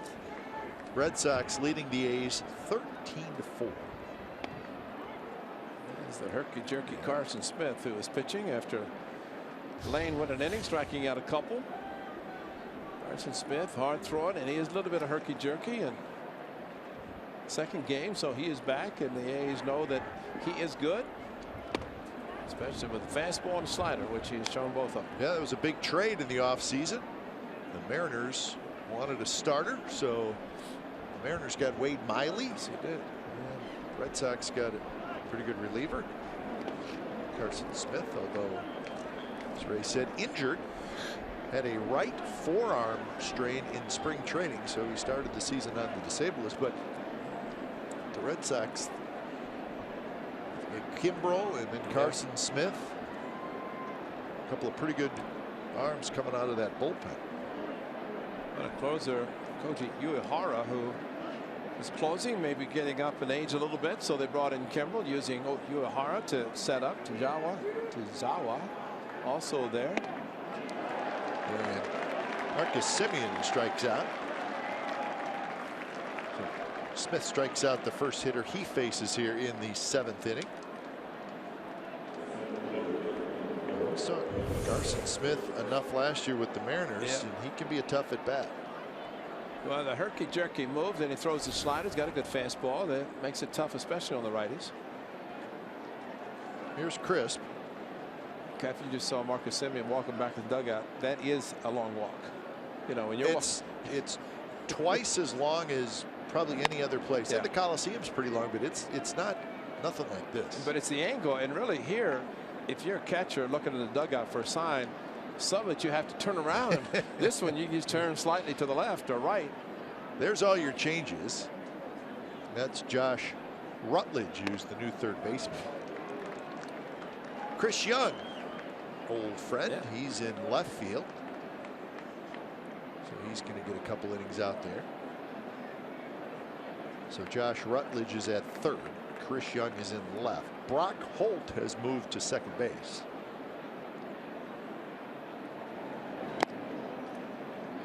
And Travis Shaw, who was at third, is now at first. And Elkin starts to throw. So Pedroia is out of the game. Hanley Ramirez is out of the game.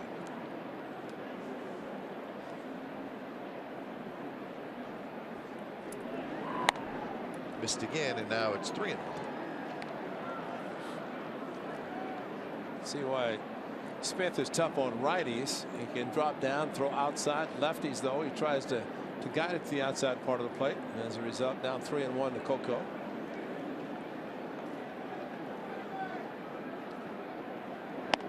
And he missed again. So Coco has a 1-out walk. Third time that Coco's been on base. 2 walks and a single.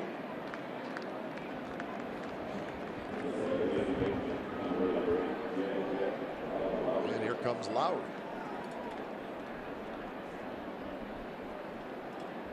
Astros is leading the Indians 5-0, top of the 6th inning in Houston. Mike Fiers for the Astros, Corey Kluber for the Indians.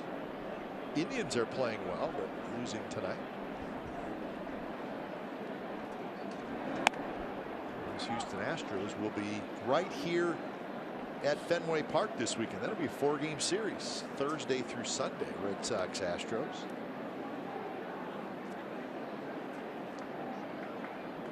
Astros 12-20.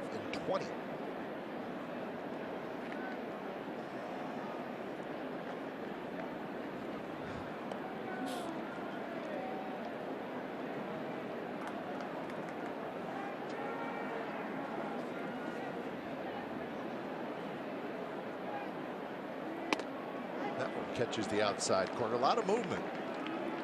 Carson Smith. Well, almost the point you just take the fastball and let it ride to left field instead of trying to pull it.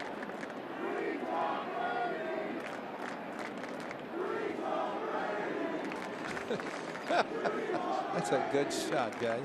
That frat night? They're probably saying, how do you feel in that double ear flap? Well, look at Jed Lowry. He's wearing it. He's in the big leagues. So we're cool. Now you got to go back just like. Do I look weird in this double ear flap? Jed, I mean, they're saying, hey, we're cool because Jed's doing it. That's right. Jed's always worn the double ear flap. Bat boys are required to. Coaches are required to wear helmets. Protection as much as possible. Just a little bit outside, 2-2 the count. I just can't see at the Coliseum. Christian, one of the bat boys, and sitting down behind home plate with the visiting bat boy, Mikey Thabo might have out there. Leaning on the bat, one knee. Say, we're at Fenway Park. Thank you very much. Close pitch again, just missed outside. So it's a full count. Lowry has doubled, struck out, and grounded out so far today.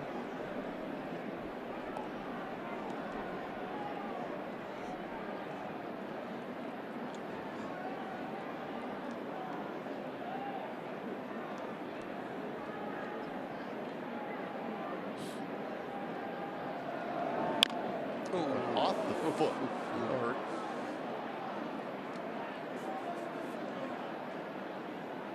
No, he's had a calf injury that he's been dealing with, and this one had to actually hurt. I mean, it's a right shin. Straighten down, and if a major league player could cry, he would be doing it. That hurts me just watching it.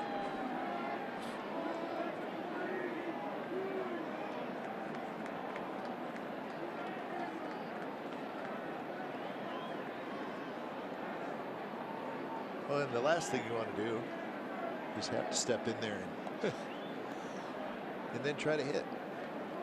If Vasquez was a smart catcher, which he is, he called another pitch inside, because if Down one and comes in there, Jed Lowry said, "I'll take it. If it's strike three, okay." Instead, they're going away.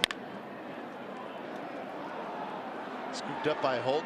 Throw to first in time. Lowry is out, and Coco goes to second. So Jed Lowry now 1 for 4. And Jed Lowry may walk in and walk straight up to the clubhouse. Yes. Yeah, he could feel he seemed grimace as he approached first base. There's your long walk.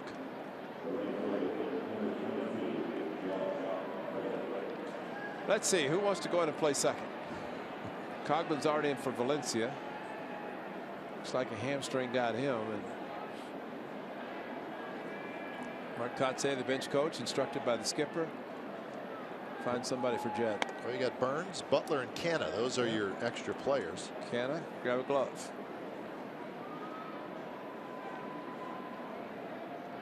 Or not.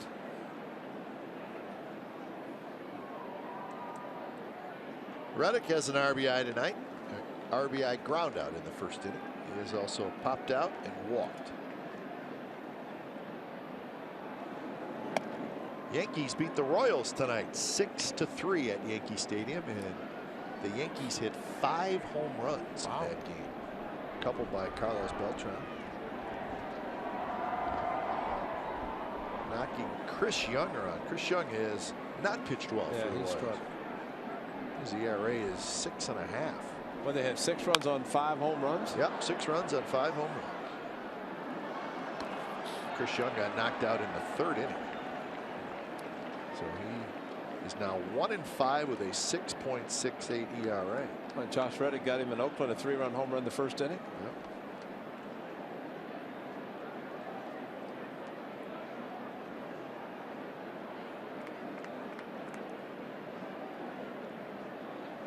The White Sox still leading the Rangers 2-1. That game at the top of the 8th in Arlington.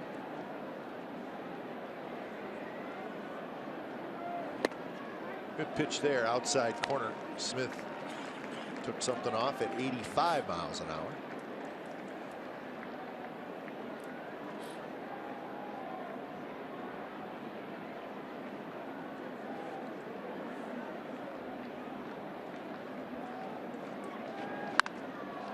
Skied in the air toward center field. Jackie Bradley, and he dropped it. He dropped it, and Coco's going to scoot in to score. Reddick at first, and that'll be an error, but the A's will take the run. And what do we talk about running hard? Josh was so upset that he missed it, and should be at second base. He was not running hard, and unfortunately the ball was dropped. Fortunately for the A's, they scored the run, but unfortunately because Josh was upset and has figured, that's a fly ball, it's going to be caught, and more times than not it is. But it wasn't, and that's a clank. That is just a clank. He actually looked the ball into his glove and clanked it.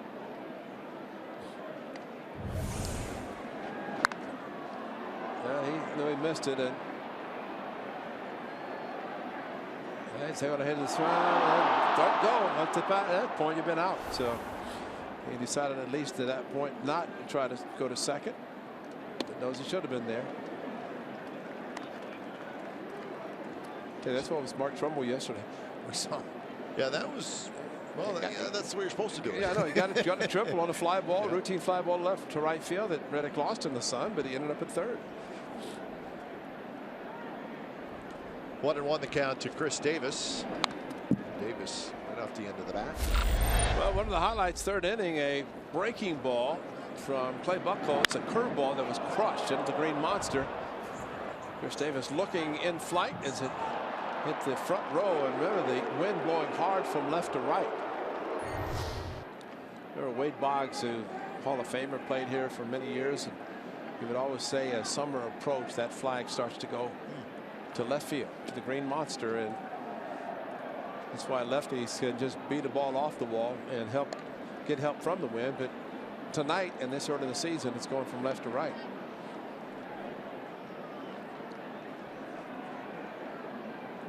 Two and two the count to Davis.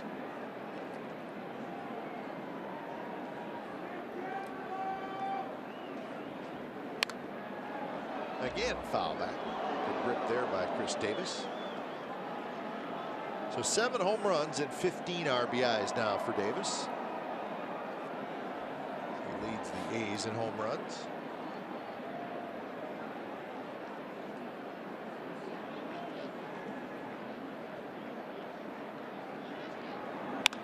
Two pitch is hit toward right, shallow. Betts coming in. He's got it. Side retired, an unearned run for the A's. 7th inning stretch coming up from Fenway Park. 13-5 Red Sox.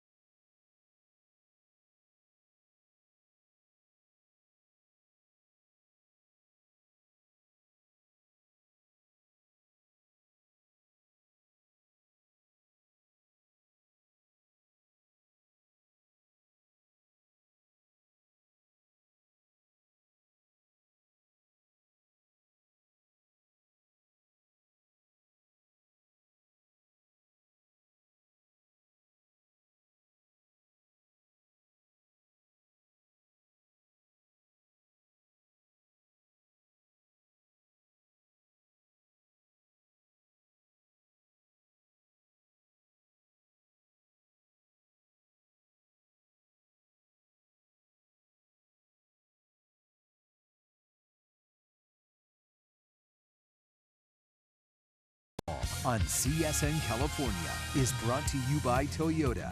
It's Toyota time for big savings on legendary Toyota quality. Take a test drive today.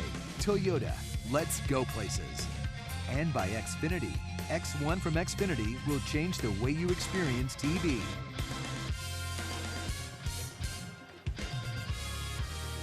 So it's 13-5. The Red Sox leading the A's. Bottom of the 7th inning. We're seeing that very good Red Sox offense firsthand tonight, and they've been impressive. It's time for change. Think Speedy Oil Change and Auto Service, your oil change, tune-up, and brake expert. So J.B. Wendelken comes in. A tough outing yesterday. Bob Melvin talked about it before the game tonight. He said, you know what, listen, he said his first inning was pretty darn good. Yeah, it was. Yeah. He said, and then, you know, send him out there to the 2nd inning, and all of a sudden the pitch count starts getting up a little bit. He's throwing more pitches than maybe he's used to. Yeah, that's a great point, and I tell you, it was impressive with the changeup. As you take a look at the changes for the A's defensively. So Yonder Alonso is at 3rd. Billy Butler is in the game at 1st. Marcus Semien to Butler. Mookie Betts is retired. And Chris Coughlin is now at 2nd base. So Lowry is indeed out of the game. He was not running or walking real well after fouling that ball off his foot.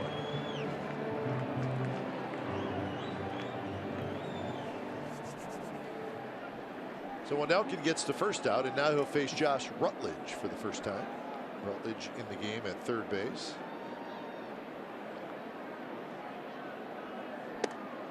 Rutledge hitting second, and Chris Young is hitting in the 5th spot. Chris Young went from the A's, and of course last year with the Yankees, and now not a lot of players have played for both the Yankees and the Red Sox, but 2-year deal. yeah, He had a pretty good year with the Yankees last yes, he year. did. Of course, the one that really stands out, Johnny Damon. And even bigger than that was Wade Boggs. Yeah, and Ellsbury. Yeah. So there's been a few. Didn't help when Wade Boggs jumped on the horse after the World Series. No, that did not sit well with Red Sox. And he didn't like riding horses, but he decided to. So there's the walk. We'll be back tomorrow night. Join us for game 2 of this 3-game series. Sean Manaea is going to take the mound, the big left-hander for the A's, and Sean O'Sullivan is going to pitch for the Boston Red Sox. Coverage begins at 3:30 with A's pregame live.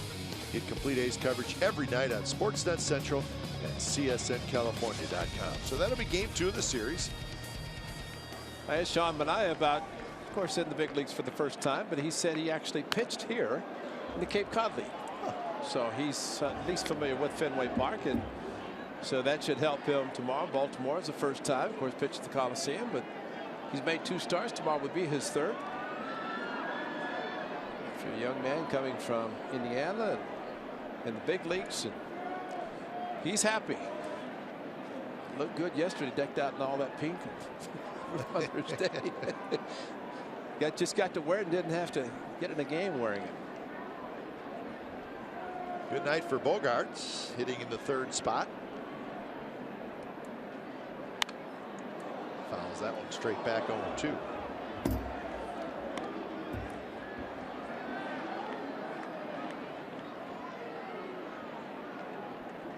I got the Red Sox with 6 doubles tonight. Well, this park is conducive to doubles. I mean, that, especially lefties. David Ortiz, a couple of that way.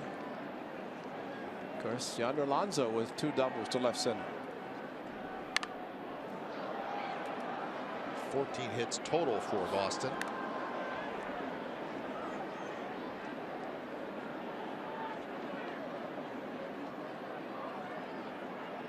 Nice that Alonso showing his versatility, moving over to the hot corner at 3rd after playing 1st, and he has played some 3rd there. He's done it for the A's this year, but even prior to the 2016 season, and it's the A's for the first time. Maybe his brother-in-law Manny Machado taught him. That's right. Go the other way. So Machado do that a little bit over the weekend.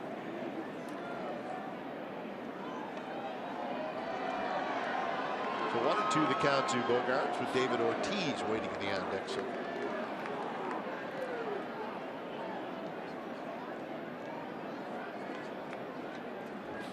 Bogaerts a single, double, and a walk, and that one's not close. 2-2, and it'll get past Fegley. So Rutledge goes to second base. Speaking of Manny Machado, what a day he had. A couple of home runs, including a grand slam on a fastball up a little bit from Wendelken. That was in the 8th inning, and a slam on a beautiful sunny Mother's Day in Baltimore. And Manny Machado, 2 home run game. But that's what you do on a 3-2 fastball, or 3-2 count when you know you're going to get a fastball. And Manny did exactly what you're supposed to. Bradley got a curveball tonight from John Axford. I still think the way Axford was hit by Bogaerts, that had to affect him the rest of the inning, especially because he very rarely hangs a curveball as he did to Bradley. Coming right at Bogaerts with a fastball.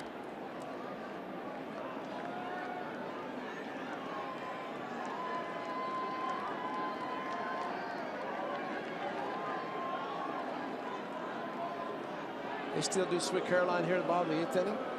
We're not even there yet. No, we're not there yet. A lot of fans have left. So It'd be nice if we were there.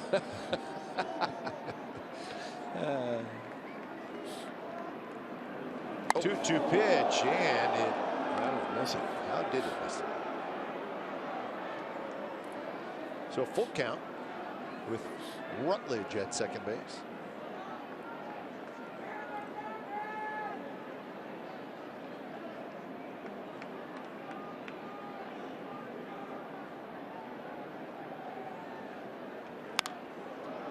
and foul back. So Bogart's making Wendelken work.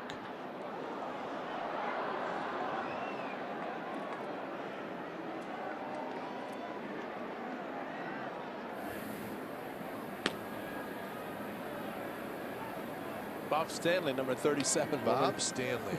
The wild pitch that nobody talks about. Not anymore.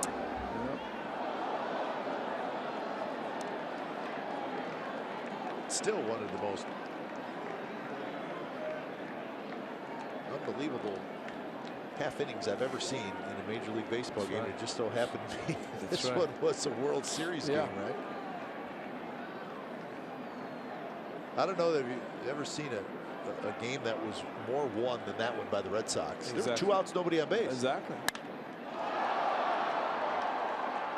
Reddick is circling under it, and he's got it. So 2 outs. Rutledge will head to third. And here comes David Ortiz. Walking. Put him on.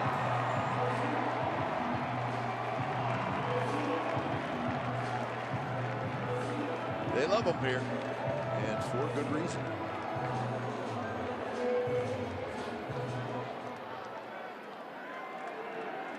Ortiz tonight 2 for 4, 2 doubles, an RBI, and a run scored.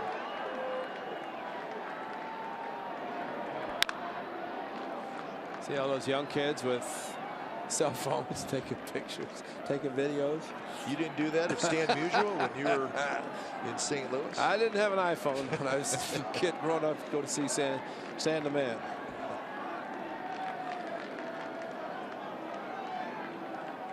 Scarves are out, folks. Beanies are on. Scarves out, beanies on, iPhones on. There's the actual camera. I didn't know those still existed. 0-2 to Ortiz. Is it hard to take a selfie with an icon? I guess you could. You're in Alaska? Is it that cold? I wish we had that up here. Fastball is high. And it has become a cool night. Did you check your watch? Time did we start? 7:10? 7:10. The changeup from Delkin floats outside, even the count 2-2.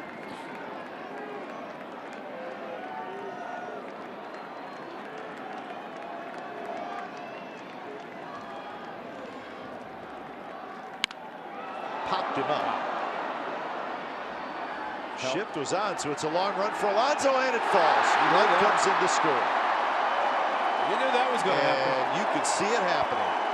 Alonso was playing really the shortstop position, so it was a very long run for him, and it's a breezy night, and Fegley was in trouble. Well, that's exactly right. Look where Alonso is playing at shortstop, and the ball goes up. The runner's coming in. Alonso charging in, and Fegley had no chance.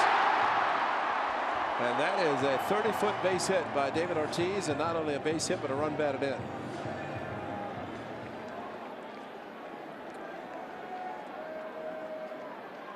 So it will indeed be a hit. Boy, and Fegley right at the end, you see him almost grab the ball with his mask. Now, how bad would that have been? That's a fastball. Salt in the wound. He almost did it and then stopped. Never got rid of the mask as he went for the fly ball. Well, here's Chris Young, his first at bat. And now it's 2-0. So Ortiz now with 29 runs batted in on the year. If he drives in 100 this year, he can look back at this one. It's probably the 30-foot fly ball in the wind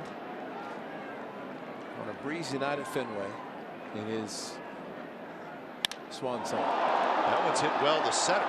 Crisp is going back near the wall, and Coco makes a nice catch, and that'll end the inning. So a run and a hit and a walk. It's 14-5 after 7.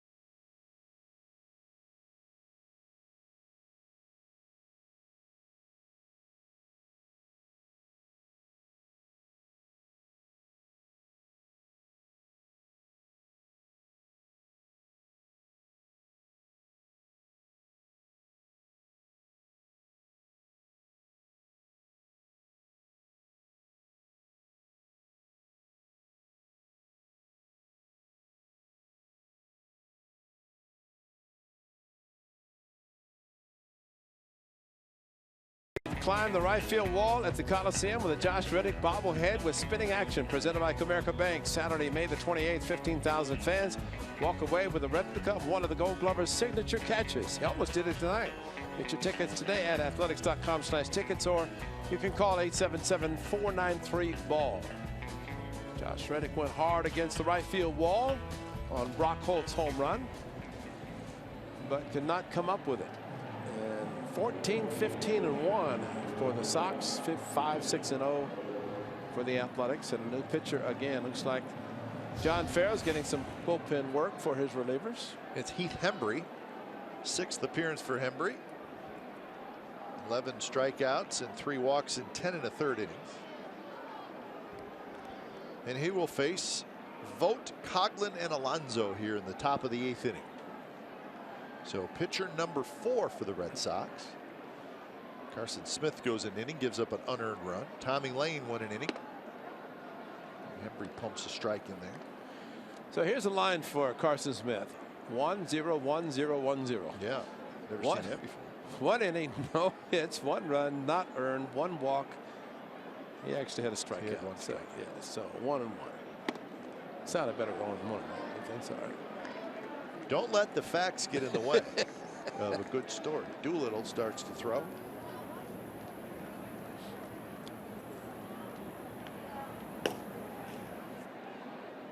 Stephen Vogt is lined out, hit a fly ball to center, and he has struck out. Shoots that one down the left field line, foul. The Nationals beat the Tigers tonight 5-4. Tigers had a 4-1 lead in that game after 5 innings, but the Nationals stormed back. Strasburg pitched well after getting his big contract. Got a no decision. The Tigers, Ray, have lost 7 in a row. So Jordan Zimmerman wasn't he with the Nationals and signed with the Tigers, so he's got to see his old friends. Tigers are now 14-17. Well, you know, if they paid Strasburg $175, Max Scherzer $210, what are they going to pay Bryce Harper to keep him? 4? $4 million? $4 million. Yeah, I don't know. That may be a who knows? I don't even know how you could guess at what he could get. Well, remember he said when somebody asked about 400, said don't sell me short. Well, maybe he'll want to own half the club. Yeah, I don't know. Who knows? It may come to, okay, we're going to negotiate. We'll give you 10% of the ball club, you know, for your contract. Where do you stop, huh? I thought when Canseco signed for 25 for 5, that was the top. Not even close. No.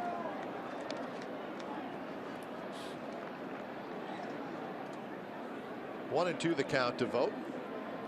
They're hanging in there. Wait for Sweet Caroline. That's right. I can't wait till the bottom of the 8th just to see if they're still singing it there. If it is, it'll be a light crowd singing. Yeah, most of them have headed out.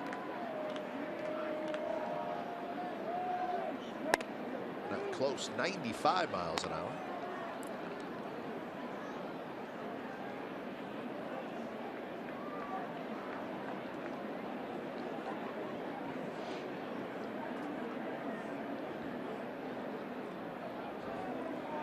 He's with 6 hits in this game. 3 of them came in the 2nd inning. Pedroia, or make that Holt dough for it, could not quite get it. So Stephen Vogt has a base hit.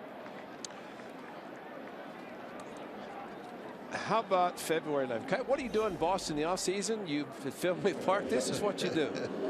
This is going to be big air snowboarding and skiing event. It's going to be a new event in the Olympics. That top of that's 140 feet high.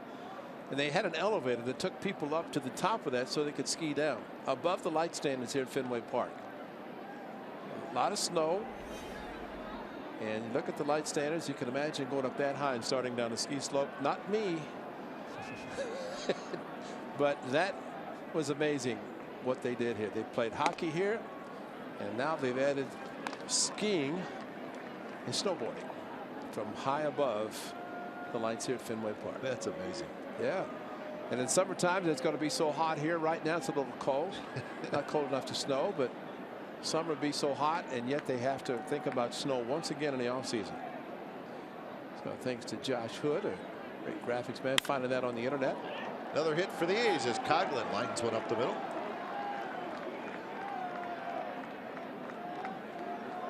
If you're just joining us or missed the first part of the game, Danny Valencia started. Valencia had a base hit in the second inning. He did strain that hamstring a little bit again, so he was immediately taken out of the game. So we hope that it's nothing serious. That is why Coghlan is in the game now. And also Jed Lowry fouled the ball off his foot, and that you can feel that as well. See what Chris Coghlan has around his neck. You know, I thought those were hoodies and sweatshirts. Those are just neck warmers.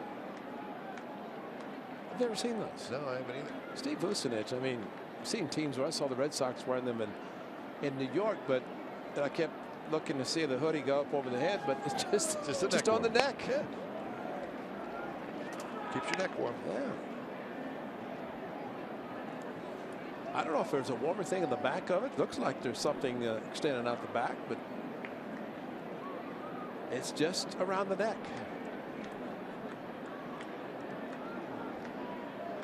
Let's talk to Boos and get him up here. I know. Especially you think he would think about us a little more. It's probably in the clubhouse, nice and warm right now. Lonzo with the 2 doubles to left center, which is a good sign for him, and taking care of the elements here. The wind has been blowing out to right field all night, but yet as a left-hander, the home run at the Coliseum, the walk-off to right field, but he stayed up the middle to left center, driving the ball as the Red Sox have pitched him away.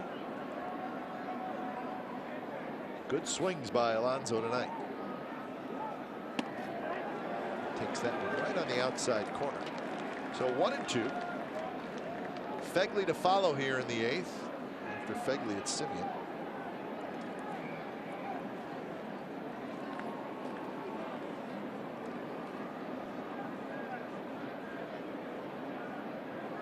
And the average creeping up for Alonso. It's up to 219. Remember, he was way down very early in the year. Into the upper deck. A little easier to get a foul ball now than it was 2 hours ago. But you don't want to catch it. You want to let it stop and go pick it up. Just pick it up. Don't chase it around too much.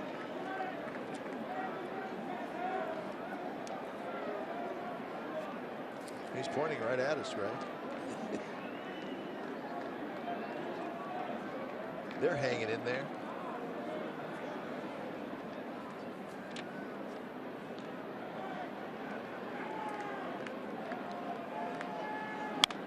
Reach for and poke foul again, headed for the same area, but this one drops to that luxury level and then all the way downstairs.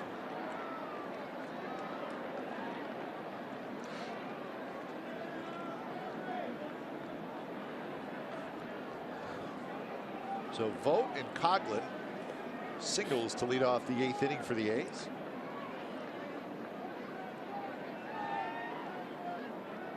Outfield shifted toward left center. That's Jackie Bradley. High in the air to right field. Betts turns around, gets back, now settles underneath it. He makes the catch. Vogt will tag and he will go to third.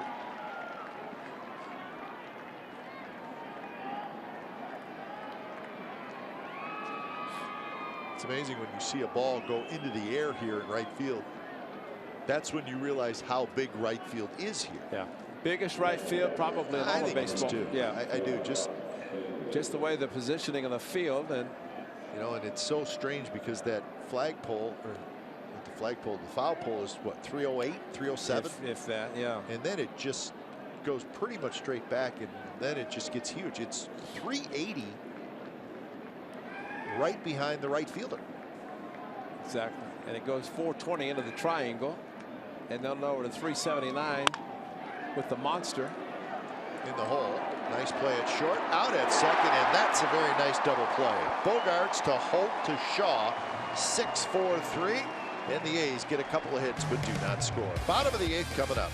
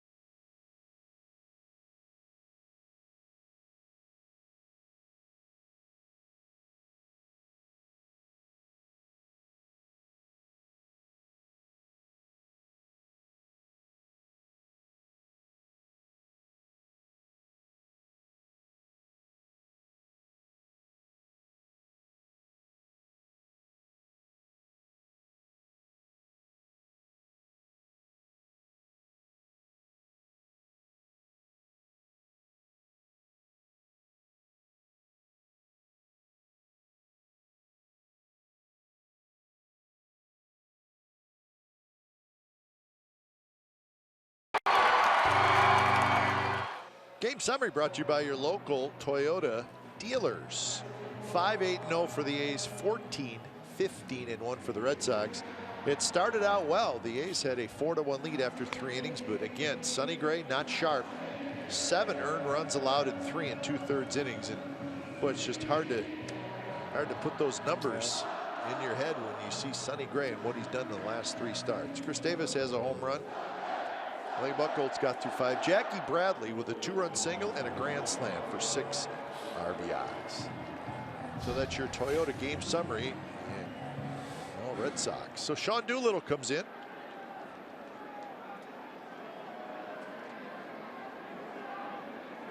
And Doolittle will face Travis Shaw. First pitch, good swing by Shaw, fouls it back.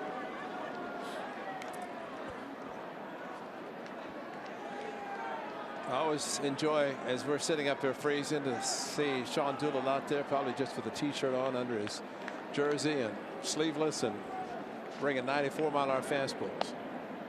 And slide. Bring another one.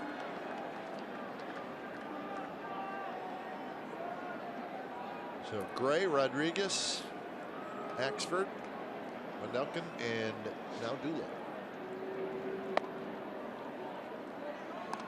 I know it's easy for us to say up here, but maybe this is an appearance where you throw the slider a little more. You know, I was thinking the same thing. And in the bullpen, he was throwing changeups. And the bat goes over that new fence and into the seats.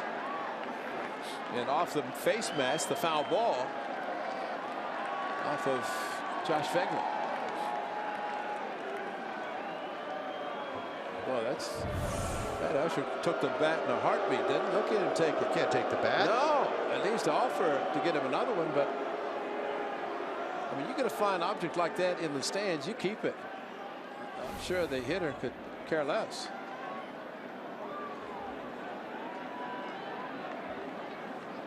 Boy, yeah, when it goes over the netting. A little scary.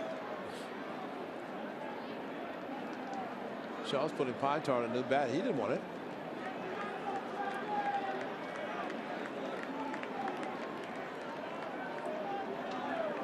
So 2-2 the count.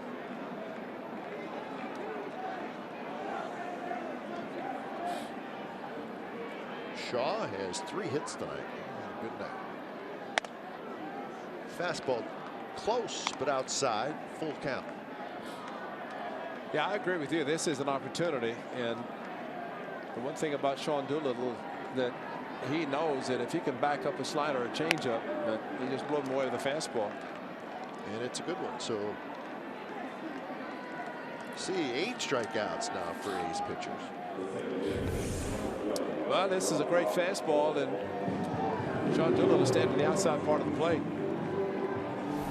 You know, when we see the traveling Doolittles, Kai, you know, in New York, they're in Baltimore, and I was talking to the grandparents of Sean Doolittle. And grandfather said, you know, we watched the game, and we're sitting there and watching you guys, and we're saying, Sean, double up, double up. He's talking about the slider, the changeup, double up with it. You know? So we're not the only ones. No. And we're pulling for Sean. Oh, absolutely. No, he's got a great fastball, but, you know, he knows, and, you know, he admits it, that if he misses a slider, the hitters are sitting fastball the next pitch, and that's why if he can come back with another slider or back-to-back changeups, he's going to fool a lot of hitters and maybe get it in the back of their mind that he's more than just the fastball pitcher. And remember, not long ago, he's a first baseman too, so he's come a long way. And yes, we are definitely pulling for him. And there's a slider miss, so Brock Holt is thinking one thing: fastball. And if he threw it kind of at him, he'd be flailing, thinking he's going to get a heater. And he did get a fastball. And that's just normal thinking by a hitter, because all the hitters know that Sean Doolittle has been a great fastball pitcher. Developed a slider, a split change, but he kind of throws it. And I think only spring training was seeing that where he's backed up changeups and got 100% swinging and missing. Holt just was able to get a piece of that one, so he'll see another 2-2 pitch.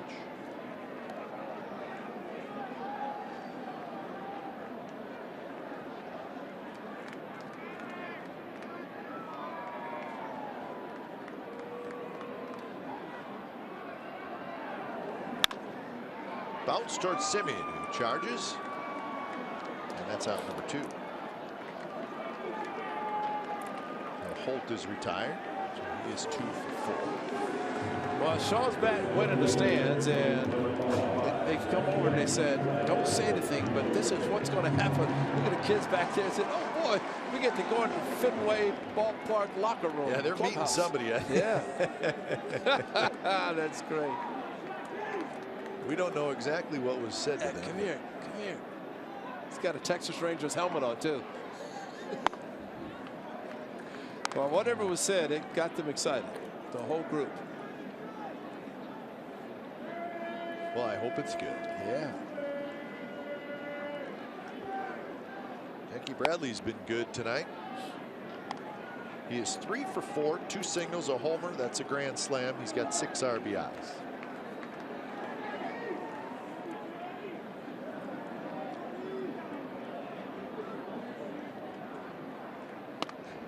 Fastball strike on the inside corner. And to your point earlier, probably makes about $150 million less than Jacoby Ellsbury in New York. Well, and we've seen Ellsbury now. I mean, he's just not the same player he was here. He was a dynamic player here. But, you know, to me, he's just sort of an ordinary player now. Well, he's you know, Brian Cashman, the general manager of the Yankees, said we needed a center fielder, we needed a leadoff hitter. Yep. You pay $20 million, you expect to get home runs too. And so Doolittle with a couple of strikeouts, 9th inning, last shot for the A's.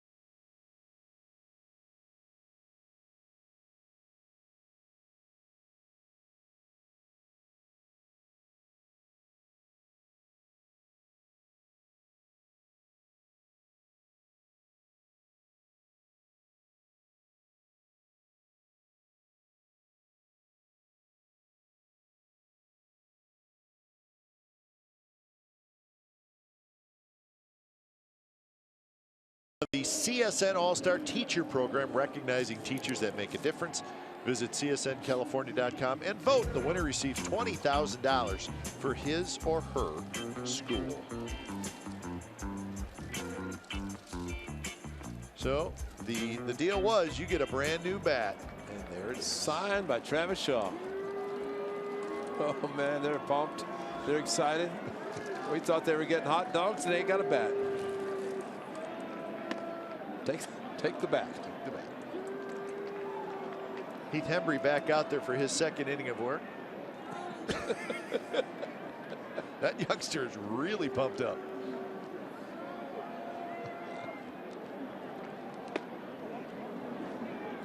Think he'll go to school tomorrow?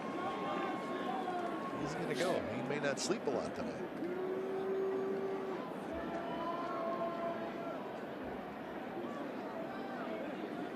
Two 2-0 the count to Marcus Semien. Chris to follow. As we have reached the top of the ninth inning.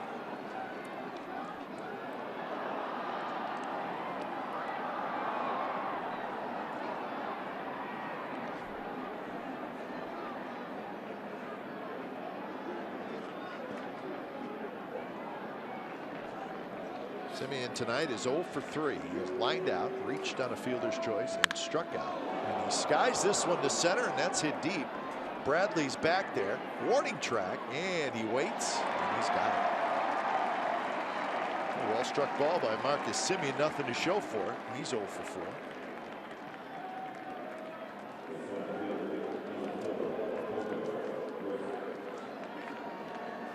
And that'll bring up the leadoff man, Coco Crisp, who's had a good night. Coco's walked twice, singled in a run, and he has scored twice.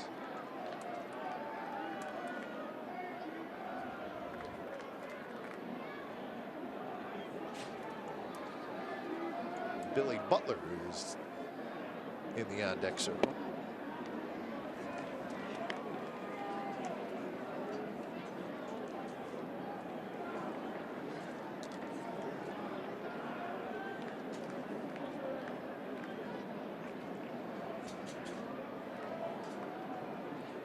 So it was Sonny Gray and Clay Buchholz when we got it started. Buchholz went just 5 innings, but he's the pitcher of record. He was not real sharp. Well, of the two guys starting, he's the only one smiling. Yep. Sonny Gray, another tough outing. He's in general, and it's something about it. I always talk about playing on the road. You have a chance to get out on the board and get a score early and take the lead before the pitcher takes the mound. Well, it's happened in back-to-back games for the A's.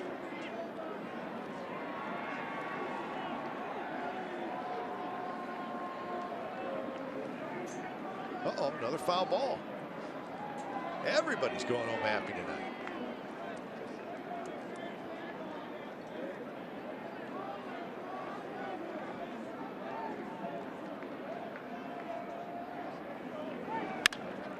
Shot left field, headed over Chris Young's head and off the wall. Coco gonna have to hustle for second, and he'll make it. So Coco's had a big night. Been on base 4 times, so he has a double.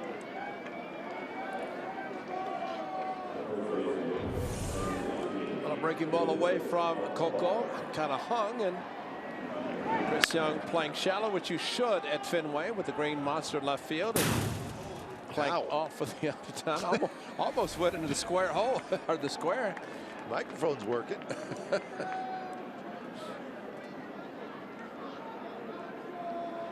So Billy Butler gets an at-bat here in the 9th inning.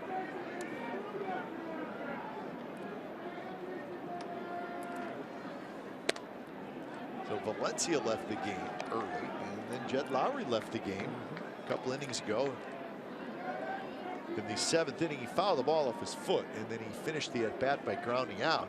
He was not moving real well, so that's a concern as well.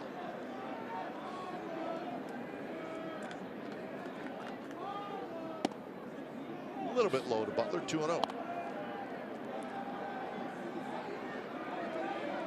Billy Butler was looking at some video yesterday from Zach Britton, who pitched the finale on Friday night or Saturday night, the closer for the Orioles, and He said, look at this. And it was like a turbo sinker we saw firsthand as he's throwing it. Billy's up there saying, and I'm watching this ball.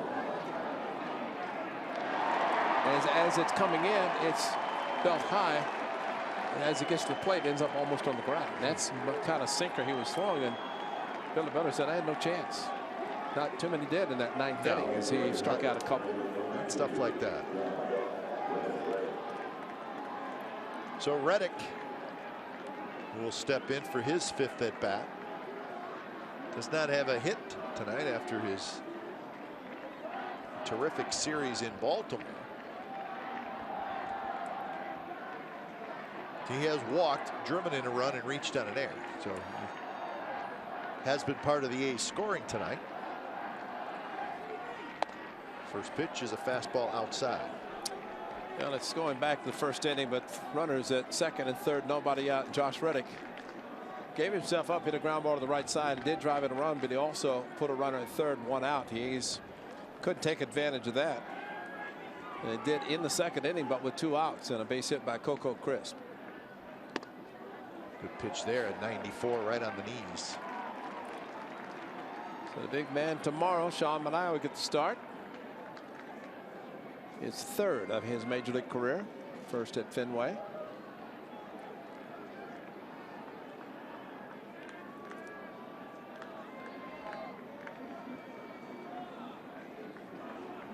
Reddick swings and misses. Pulled off that one a little bit.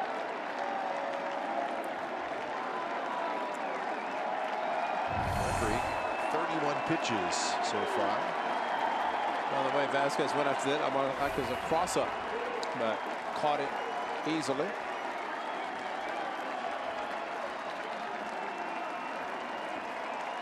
What's left of the crowd on its feet.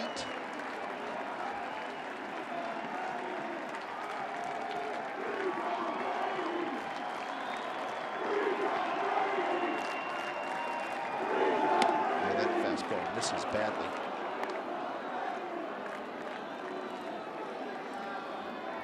Well, with the Orioles getting rained out tonight, if the Red Sox get this final out, they will tie the Orioles for first place in the division. Pick up a half game on the idle Orioles with the rain out.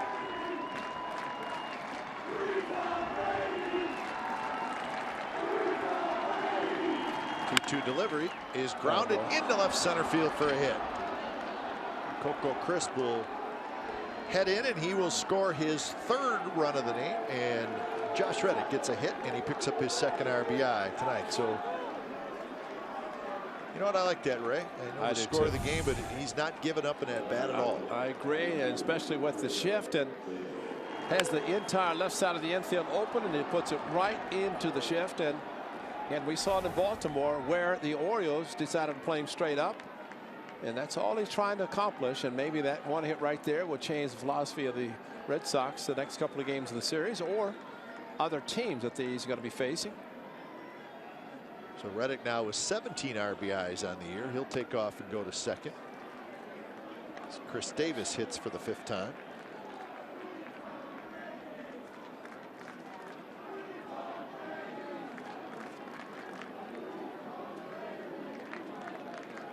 Davis' solo home run was in the 3rd inning, his 7th of the year.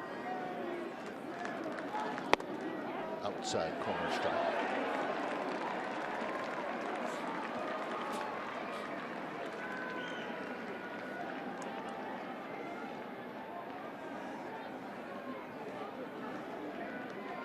Davis has also flied out to right field 3 times. Right on the outside corner. Good pitch there by Heath Hendry.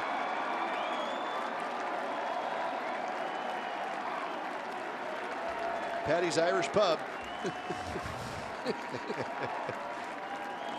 He's an A's fan now. He's warm and the people are cold. He's feeling good. We're sweating to go to Patty's. 1-2 pitch, and it's lined to center, and that's a hit. Left center, and it's going to go to the wall. So Davis will head to second. He's got an RBI double, and it's 14-7.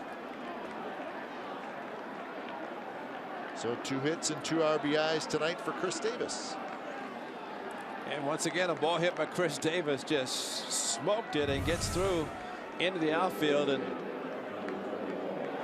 when he makes contact, that ball just goes so quickly to the wall. And Josh Reddick, who went to second on indifference, comes around to score easily. And Petty is man. He's happy. He said, I can wait for Petty's.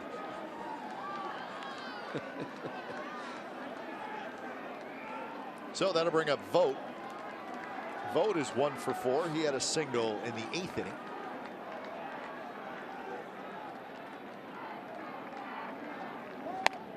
First pitch is high. So now it's a 38 pitch outing for Heath Hembree. He's given up 5 hits in an inning and 2/3.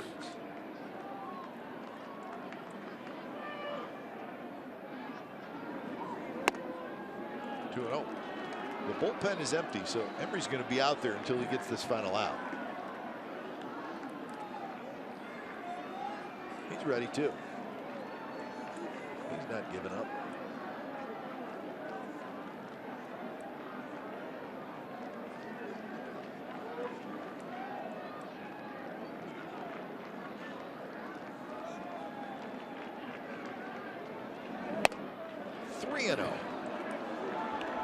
Coughlin is the on-deck hitter. All we have to do is think about Cinco de Mayo 2000 when the A's were playing the Rangers. 16-5 was the final. And those faithful Oakland fans will never give up. So Hembree gets that one in first strike.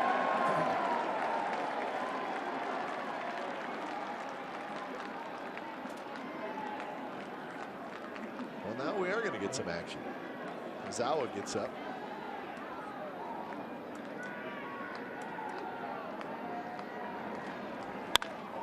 That one is ripped foul. Well, this is actually pretty good hitting time because hitters thinking I'm going to get nothing but a fastball. Stephen Vogt way out in front of that one. DH tonight for the Athletics.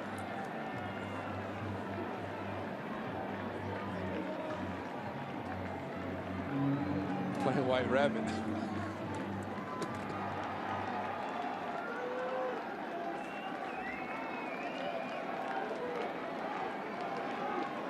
So full count to Vogt.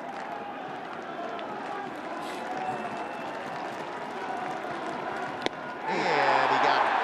That's not fair. Throw him a slider. He's not supposed to do that. So the A's score a couple of runs, but come up well short in game 1 of this 3-game series as the Red Sox with their big offense, and they showed it tonight. It took 3 hours and 50 minutes in front of 35,227. Final score tonight from Fenway Park. It's the Boston Red Sox 14 and the Oakland Athletics 7.